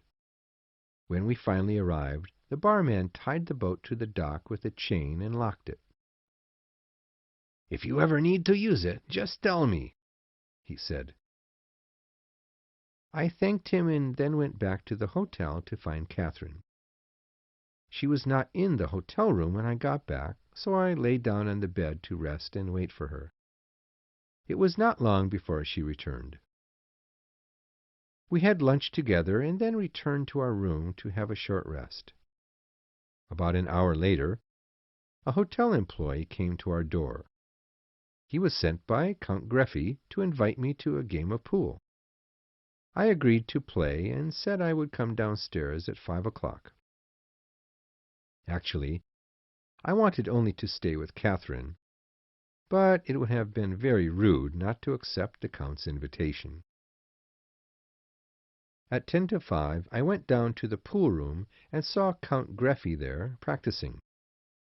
Near the pool table was a bucket of ice with a champagne bottle in it. When the Count saw me, he put down his stick and held out his hand for me to shake. Thank you for agreeing to a game. It's wonderful to see you again.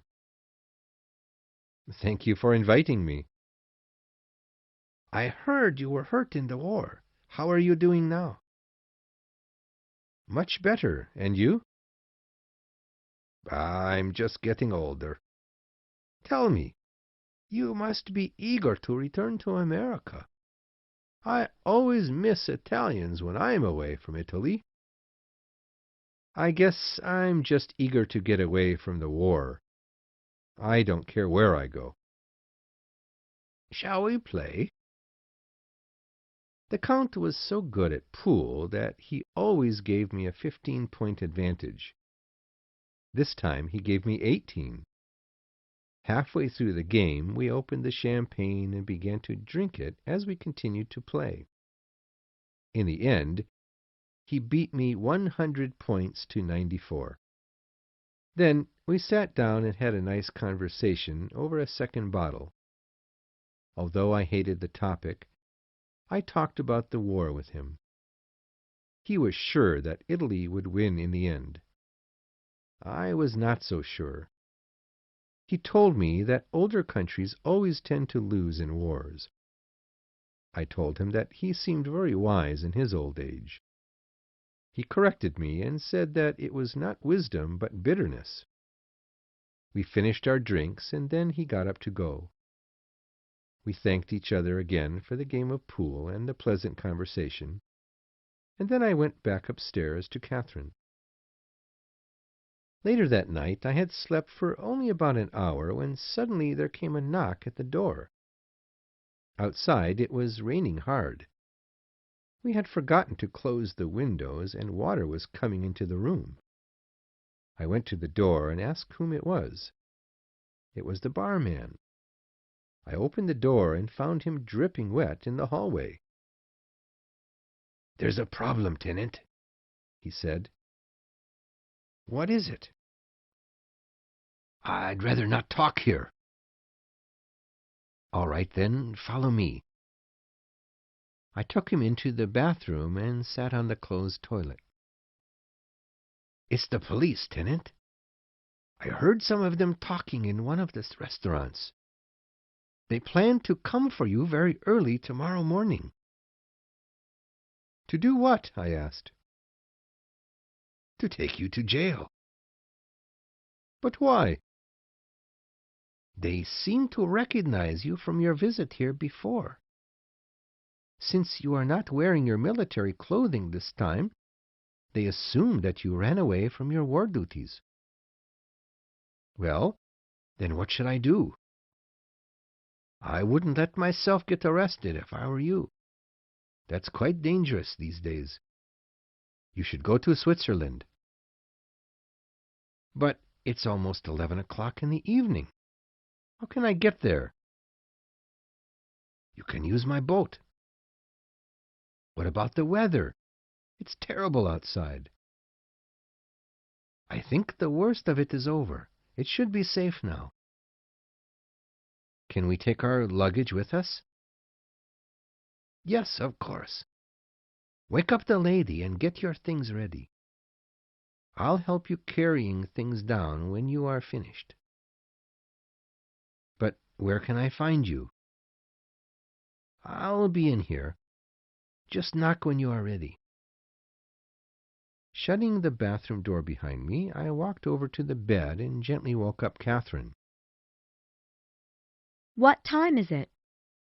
she asked. "It's early. Come, I need you to quickly put your clothes on and get ready to go to Switzerland. The police are coming in a few hours." "What?" "The barman has told me that I'm to be arrested.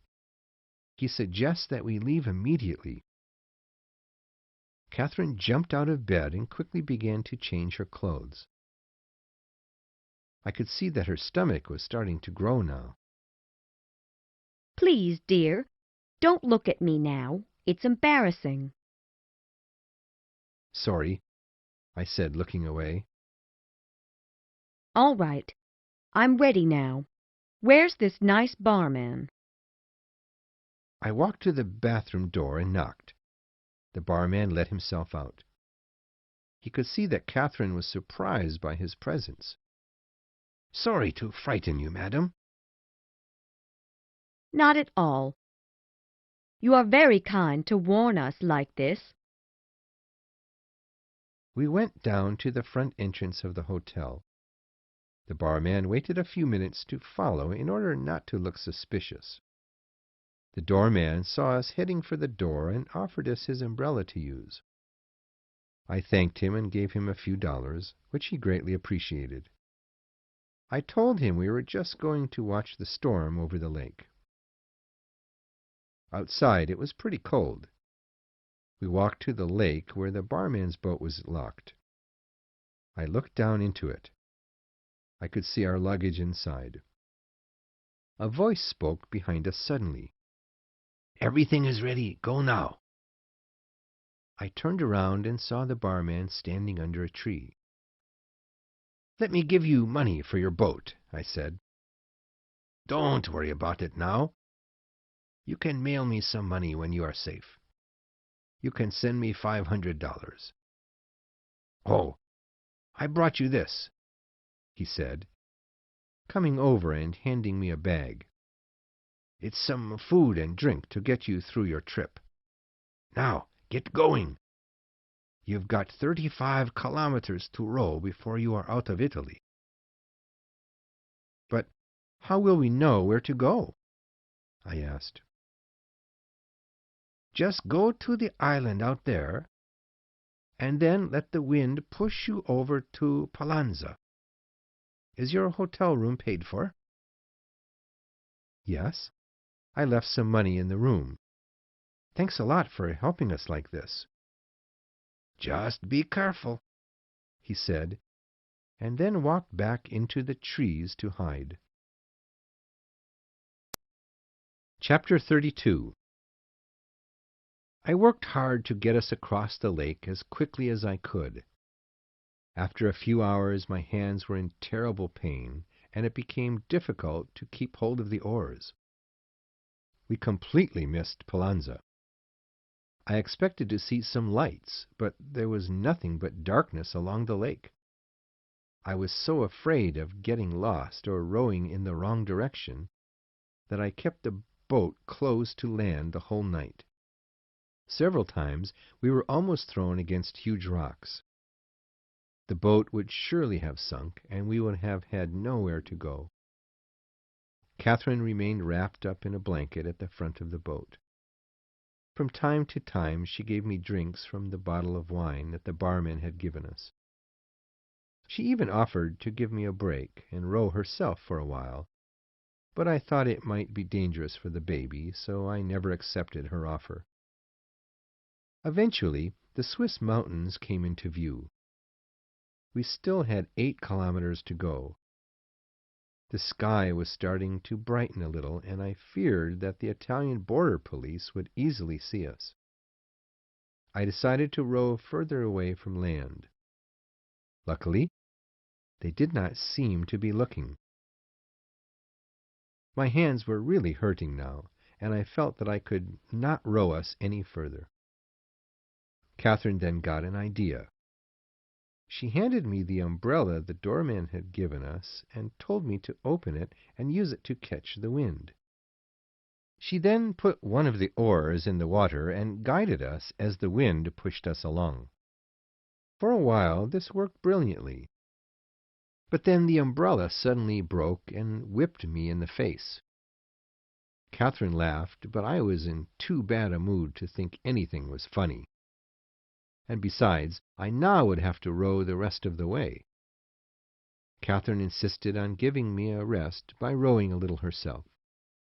She convinced me that it would be good exercise for her.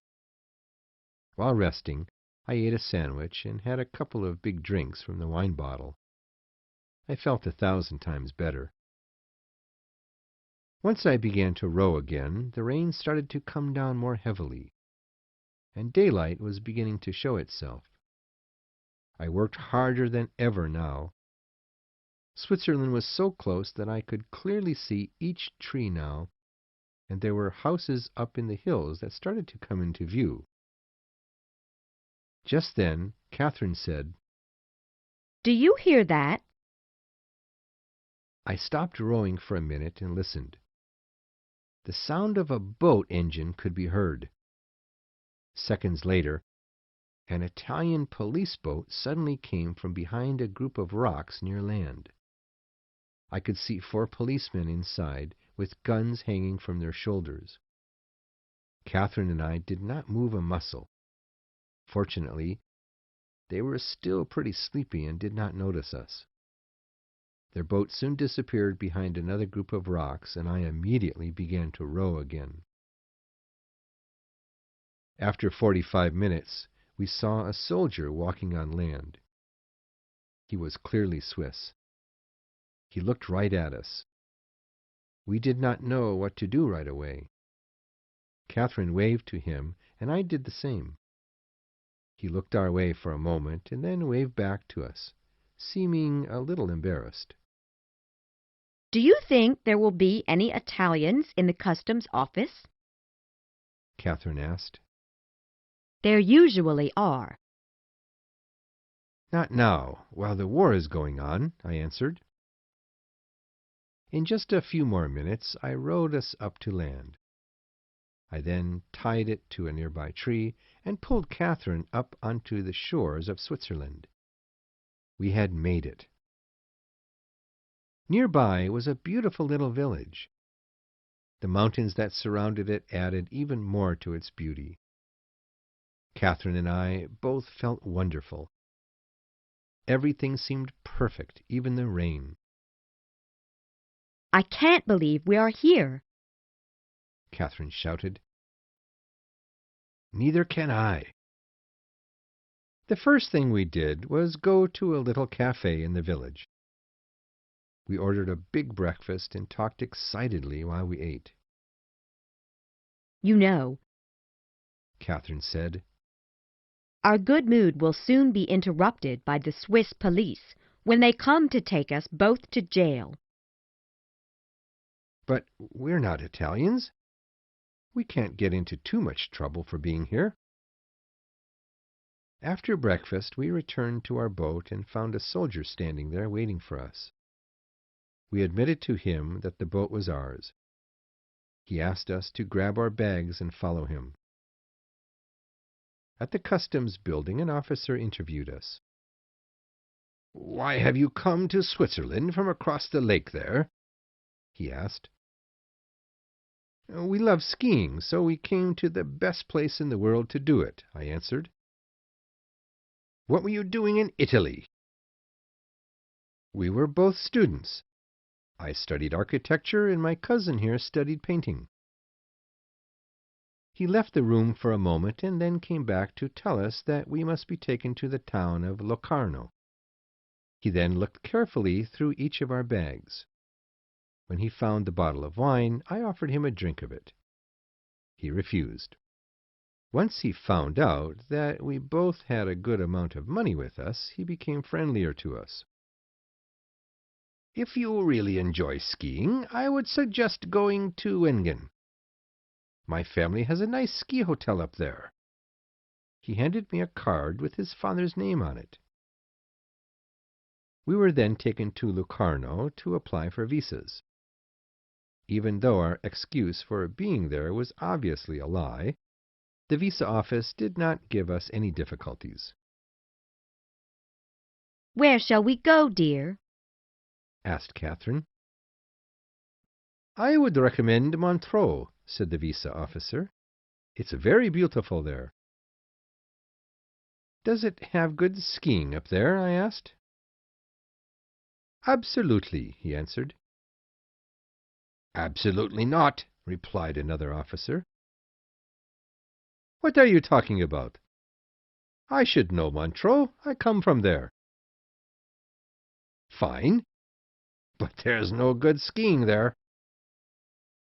Don't argue with me. I know my hometown better than you do. Fine, fine, fine. I still disagree entirely, but fine. I interrupted their argument and told them that my cousin and I had to get going, for she needed some rest. We thanked them for their suggestions and said that we would probably head for Montreux. We got into a carriage and asked the driver to take us to a good hotel. On the way there, our excitement slowly went away as we began to doubt the reality of our situation. Are we dreaming? Asked Catherine. Am I going to wake up tomorrow and find myself alone in my bed in Milan? Oh, Jesus, don't say that. I was just thinking the same thing. What a horrible thought. I'm really sleepy now. You've had a difficult night, my dear. I'm sorry about that. Please, you don't have to apologize. It was fun. I was no longer thinking clearly. To make sure we weren't being taken to the Italian police, I asked the driver to remind me where we were going. The Hotel Metropole, isn't that right? He asked. Excellent. Yes. Keep driving. Thank you. Book 5. Chapter 33. For the rest of the autumn we lived in a little comfortable wooden house up in the mountains. The wife of our landlord would make a fire in our room every morning, then bring in breakfast for us to eat in bed or at the table. Outside our window we could see a lake down below at the foot of the mountain, and if we looked to the right we could see the mountains of France.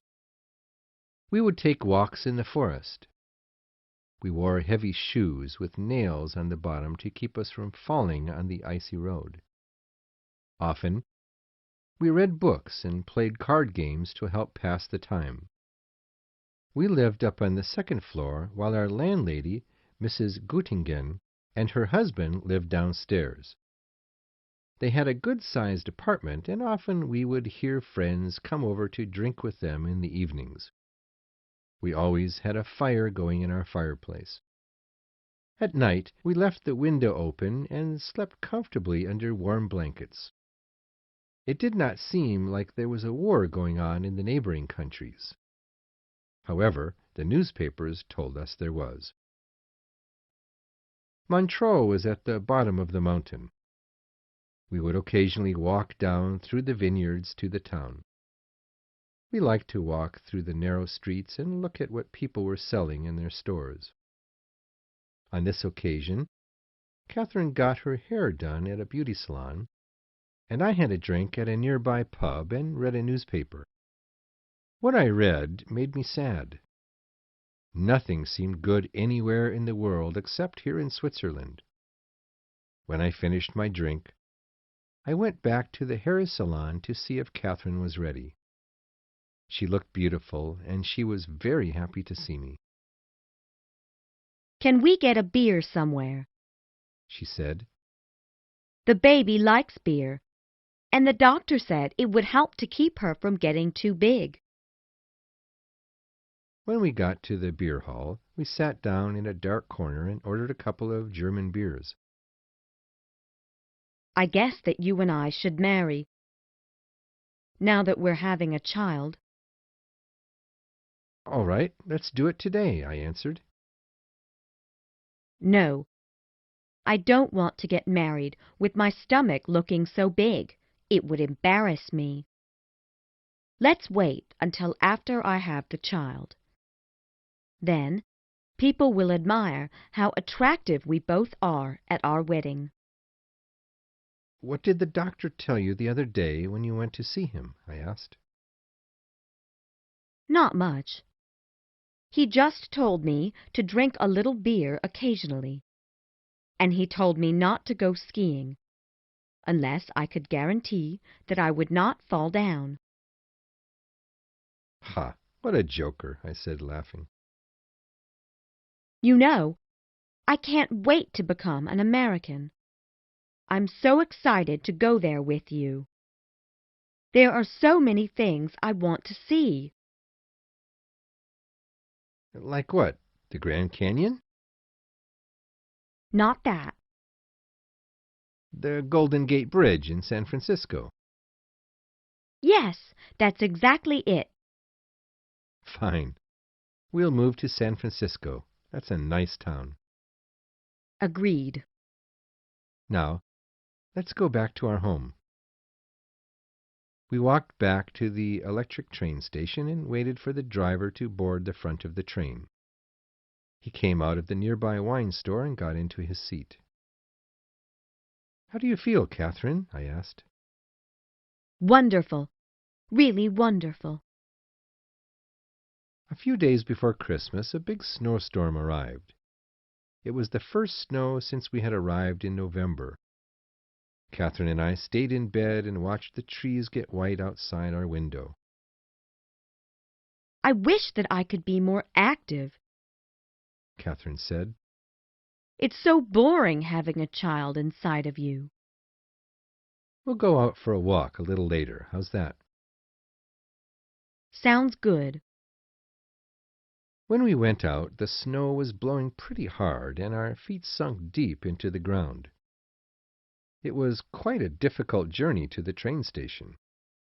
When we got there, we went into the bar area and had a couple of glasses of wine.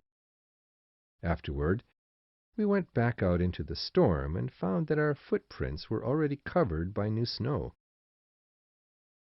Back at our home, the Guntingens had lunch ready for us. Mr. Guntingen asked me if I could ski well. I told him that I had never tried.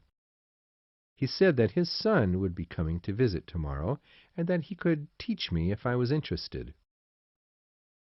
Later on, while Catherine and I were relaxing near a wooden stove, she asked me if I was bored being with her all the time. Of course not. Are you bored with me? I asked. No, it's just that I can't do much, and if you're with me all the time, that means you can't do much either. I don't mind it at all. I love you, and I love being with you. Have you ever thought about growing a beard? No. Would you like me to? Why not? Fine. I'll start growing one today. That'll make our lives more interesting, won't it? Do you think much about the war? Not the war, really. I think more about the people I knew in the war. Which people? You know. I think about my old roommate, Rinaldi, and that priest in the dining hall. Those guys. I worry whether Rinaldi has a sex disease or not. He thinks that he does. Does he? I'm not sure. Have you ever had a sex disease? She asked. Once, I suffered from gonorrhea. Did it hurt? Of course. I'm disappointed that I never had that. Then, we could understand each other even more. I wish I had slept with all the girls you had back in Italy. Then we could joke about them together. That's a lovely thought, I said, thinking just the opposite. just as lovely as you having gonorrhea. Let's change the subject. I want you and I to be the same person.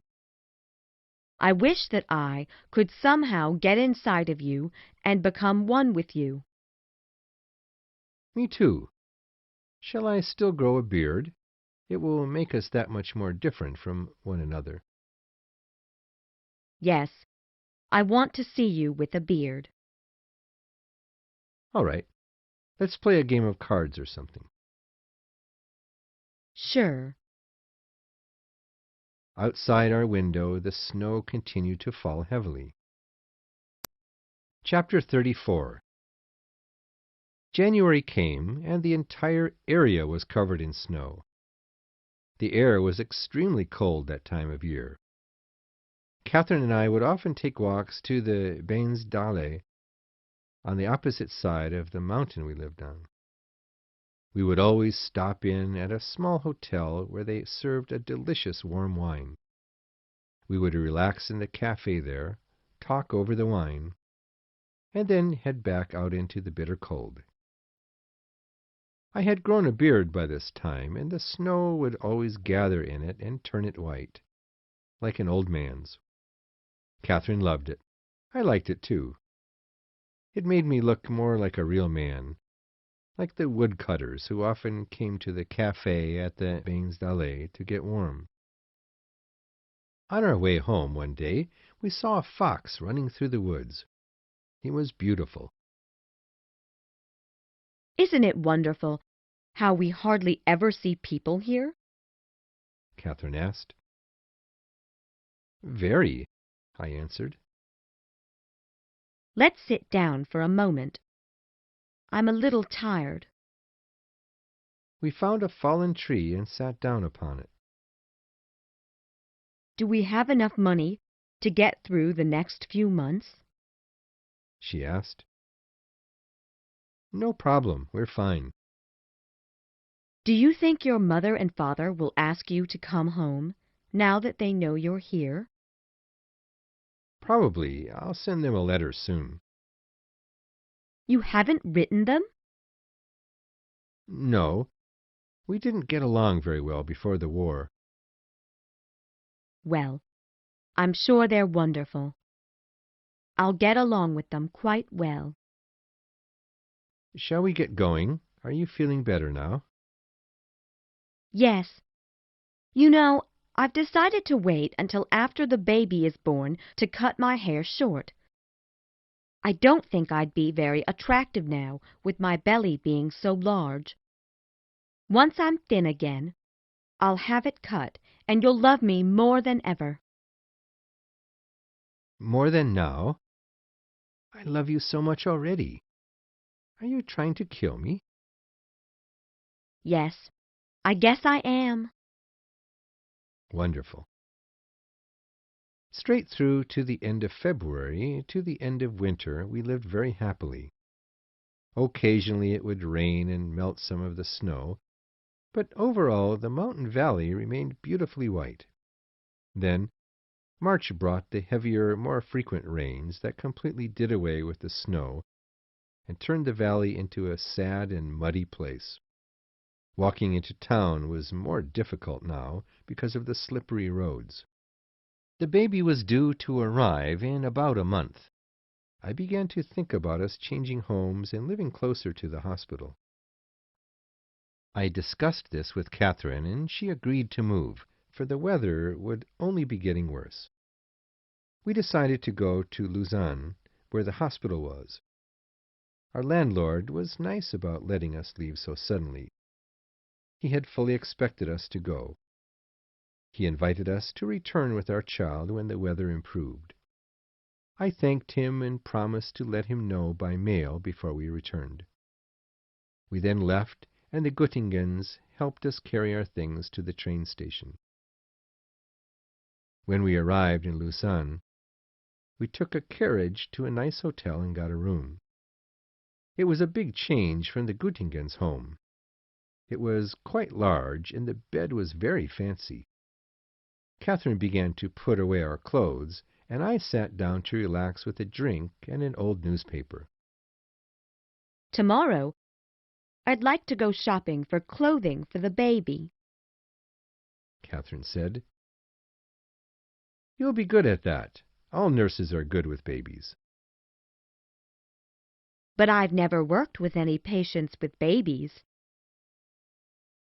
Yes, you have. You worked with me. I've got a baby right here, I said, pointing to her. She hit me with her pillow, and my drink fell out of my hands and onto the floor. I didn't mean to do that, dear. She said, apologizing. I'll have another one brought up to you. No problem. I know it was an accident. Come over here. No, I'm not even pretty anymore. I'm just a round pig now. That's not true. You're just as pretty as before.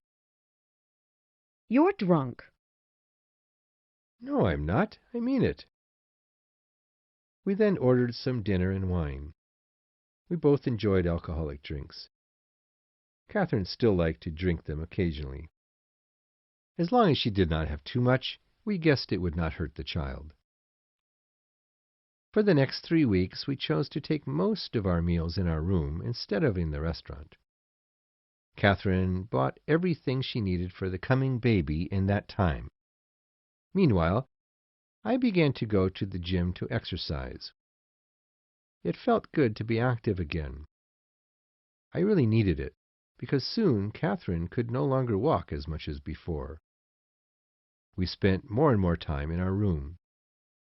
The only time I was not with her was when I was at the gym. The baby would come soon. Knowing this, we both felt the need to spend as much time together as possible. Chapter 35. Dear, wake up, dear. I woke up and looked over at Catherine. She was holding her belly with both hands. I think that she might be coming now. Would you call the doctor for me? I rushed over to the phone and dialed the doctor's number.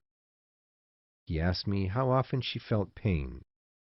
Catherine said that the pain seemed to come every 15 minutes or so. The doctor suggested that we get to the hospital as soon as possible.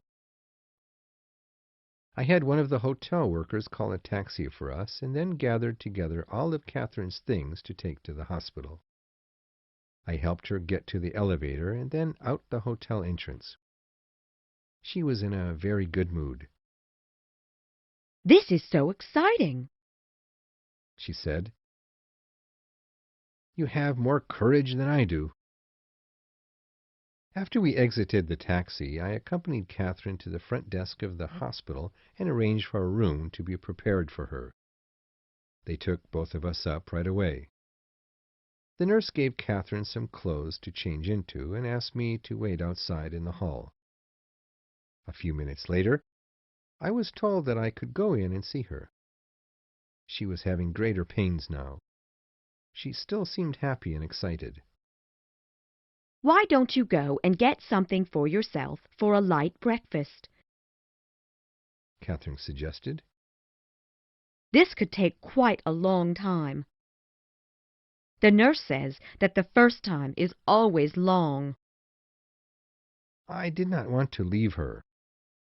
Even though she was very positive about the pain she felt, it hurt me to see her so uncomfortable. After a while, she insisted that I go, for she could not concentrate with me in the room. All right, I said. Do you know where I can get a bite to eat, nurse? In the center of town, there's a nice little cafe. It's not far from here, She answered. At the cafe, I ordered some wine and bread. After I finished eating, I went back out and walked the streets for a while. I saw a dog trying to get food from inside a garbage can. I walked over to help him, but found nothing inside for him to eat. He left me disappointed, and I then returned to the hospital. When I got to Catherine's room, she was gone. I asked the receptionist where she had been taken, and she led me to the room used for giving birth.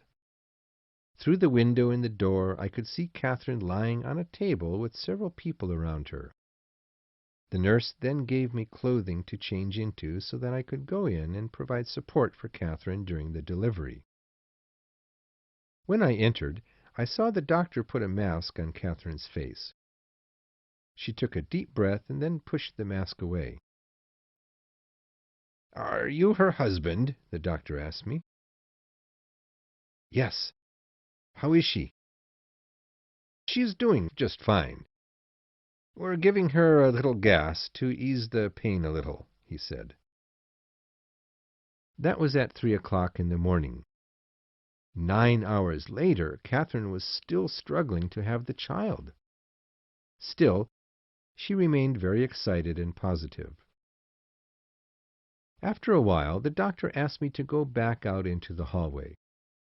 He needed to look at Catherine more closely for a few minutes.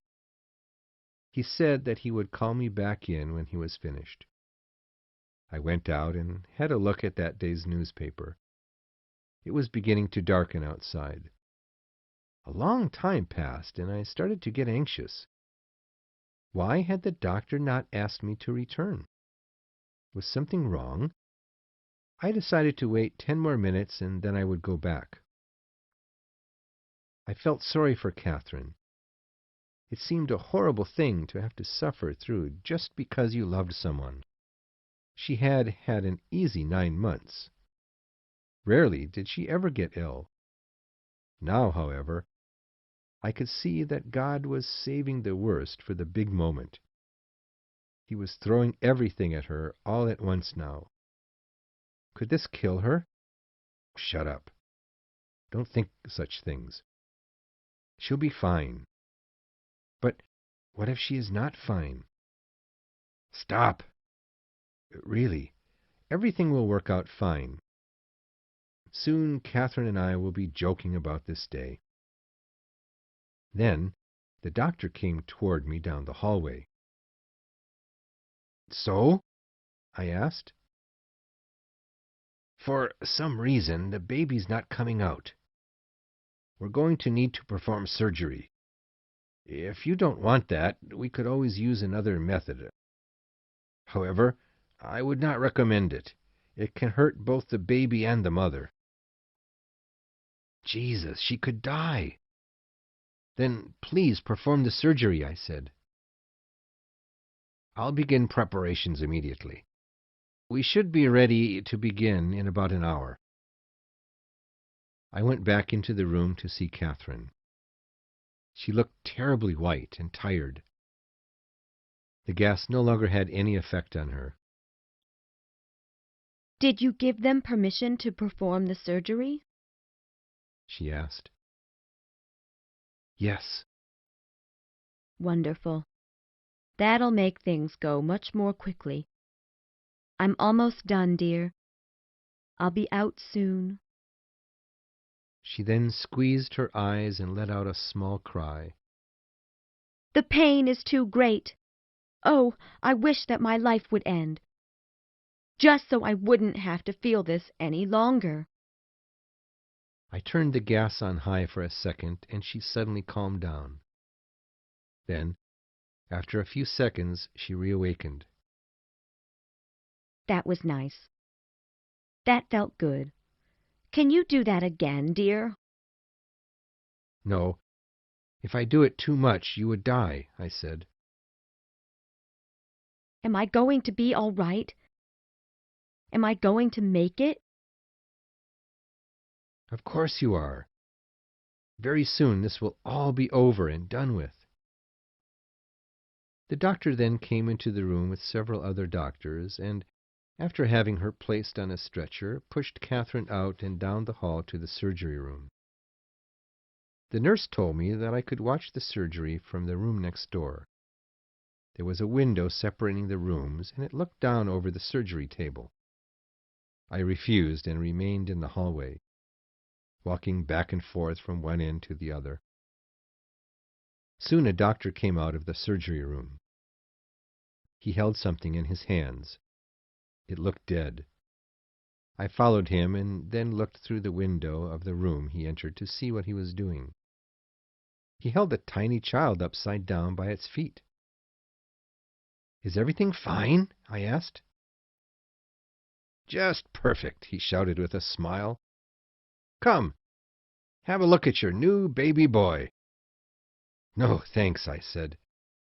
I was angry with the baby for having put Catherine's life in danger. I returned to the room next to the surgery area and looked through the window at Catherine. She was still lying on the table. She seemed lifeless to me. There was no color in her face, and she did not move a single muscle. The nurses came and pushed her down the hall to a room where she could rest more comfortably. I went in to see her. She was just waking up at that moment. She looked at me and smiled. Was it a boy or a girl? The nurse told her to get some rest, but I went ahead and answered her. "It's a boy, and he's really big. His face looks like he's 8 years old." How is he? "He's doing great." I saw the nurse look at me just then. I wondered if I had said something inappropriate. Go back to sleep now. You can see him later, when you're feeling better. I then left the room and asked the nurse if I could have a word with her. "Is anything wrong?" I asked. You mean you weren't told? She asked in surprise. The baby was born dead. The cord somehow got wrapped around his neck, and he could not breathe. I went and took a seat in the hallway. So the little guy was dead. How long had he been dead? I wondered. For a moment I wished that the same thing had happened to me when I was still inside of my mother. Then I would not have to be here to see everyone dying all around me. I would not have to see Catherine die. She would surely die, just like Amo and now Rinaldi with his sex disease. I then remembered a time when, during the war, I put a piece of wood onto a fire we had going outside. There were hundreds of little ants on the wood. I saw them all start running, first toward the center of the fire, then back toward the cooler end of the stick. Eventually the stick broke and they all fell into the flames and burned to death. I could have saved them at any moment, but I did nothing. A little while later, I began to see nurses running in and out of Catherine's room. I stopped one of them and asked what was going on. Your wife is bleeding. "Is it serious?" I asked. I'm afraid so. Her life is in danger. Catherine was going to die. There was no question about it now. I would lose her. After a while, the doctors let me go in to see her. She seemed extremely weak. Hello, dear. She said, smiling as she saw me. "Hello. How do you feel?" I asked. I'm dying. I know I'm dying, and I'm angry about it. Tears came to my eyes, and I gently touched her hand. It seemed painful to her to be touched. I quickly removed my hand. I should have written a letter to you before, in case I died giving birth. I thought about it, but then I got lazy, or I just didn't believe it would happen. I don't know. Please, don't cry. "You won't die, darling," I said. "Stop talking that way." The doctor then interrupted us and suggested that I go back out into the hallway, for Catherine needed to rest as much as possible. I kissed her gently on the forehead and then walked toward the door.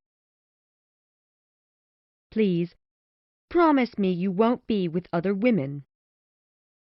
Catherine suddenly said, Oh, what am I saying? I don't want that. I want you to be happy. I want you to be with other women. I won't be with anyone else, darling, I said. I then left the room and returned to my seat in the hallway. It was not long before the doctor called me back into her room. She was at death's door. I sat with her until the end. It did not take very long. She was sleeping when she went. The doctor offered to accompany me to my hotel. He felt bad for me and promised me that he had done everything he could to save her. I told him that I knew he had. The nurses would not allow me to re-enter Catherine's room. I demanded to be allowed to sit with Catherine for a few moments alone. I pushed past them and shut the door behind me. However, it was useless. I could not tell her goodbye. She was nothing more than an empty body. She was like a stone. A little later I exited the room and then the hospital and slowly made my way back to the hotel in the pouring rain.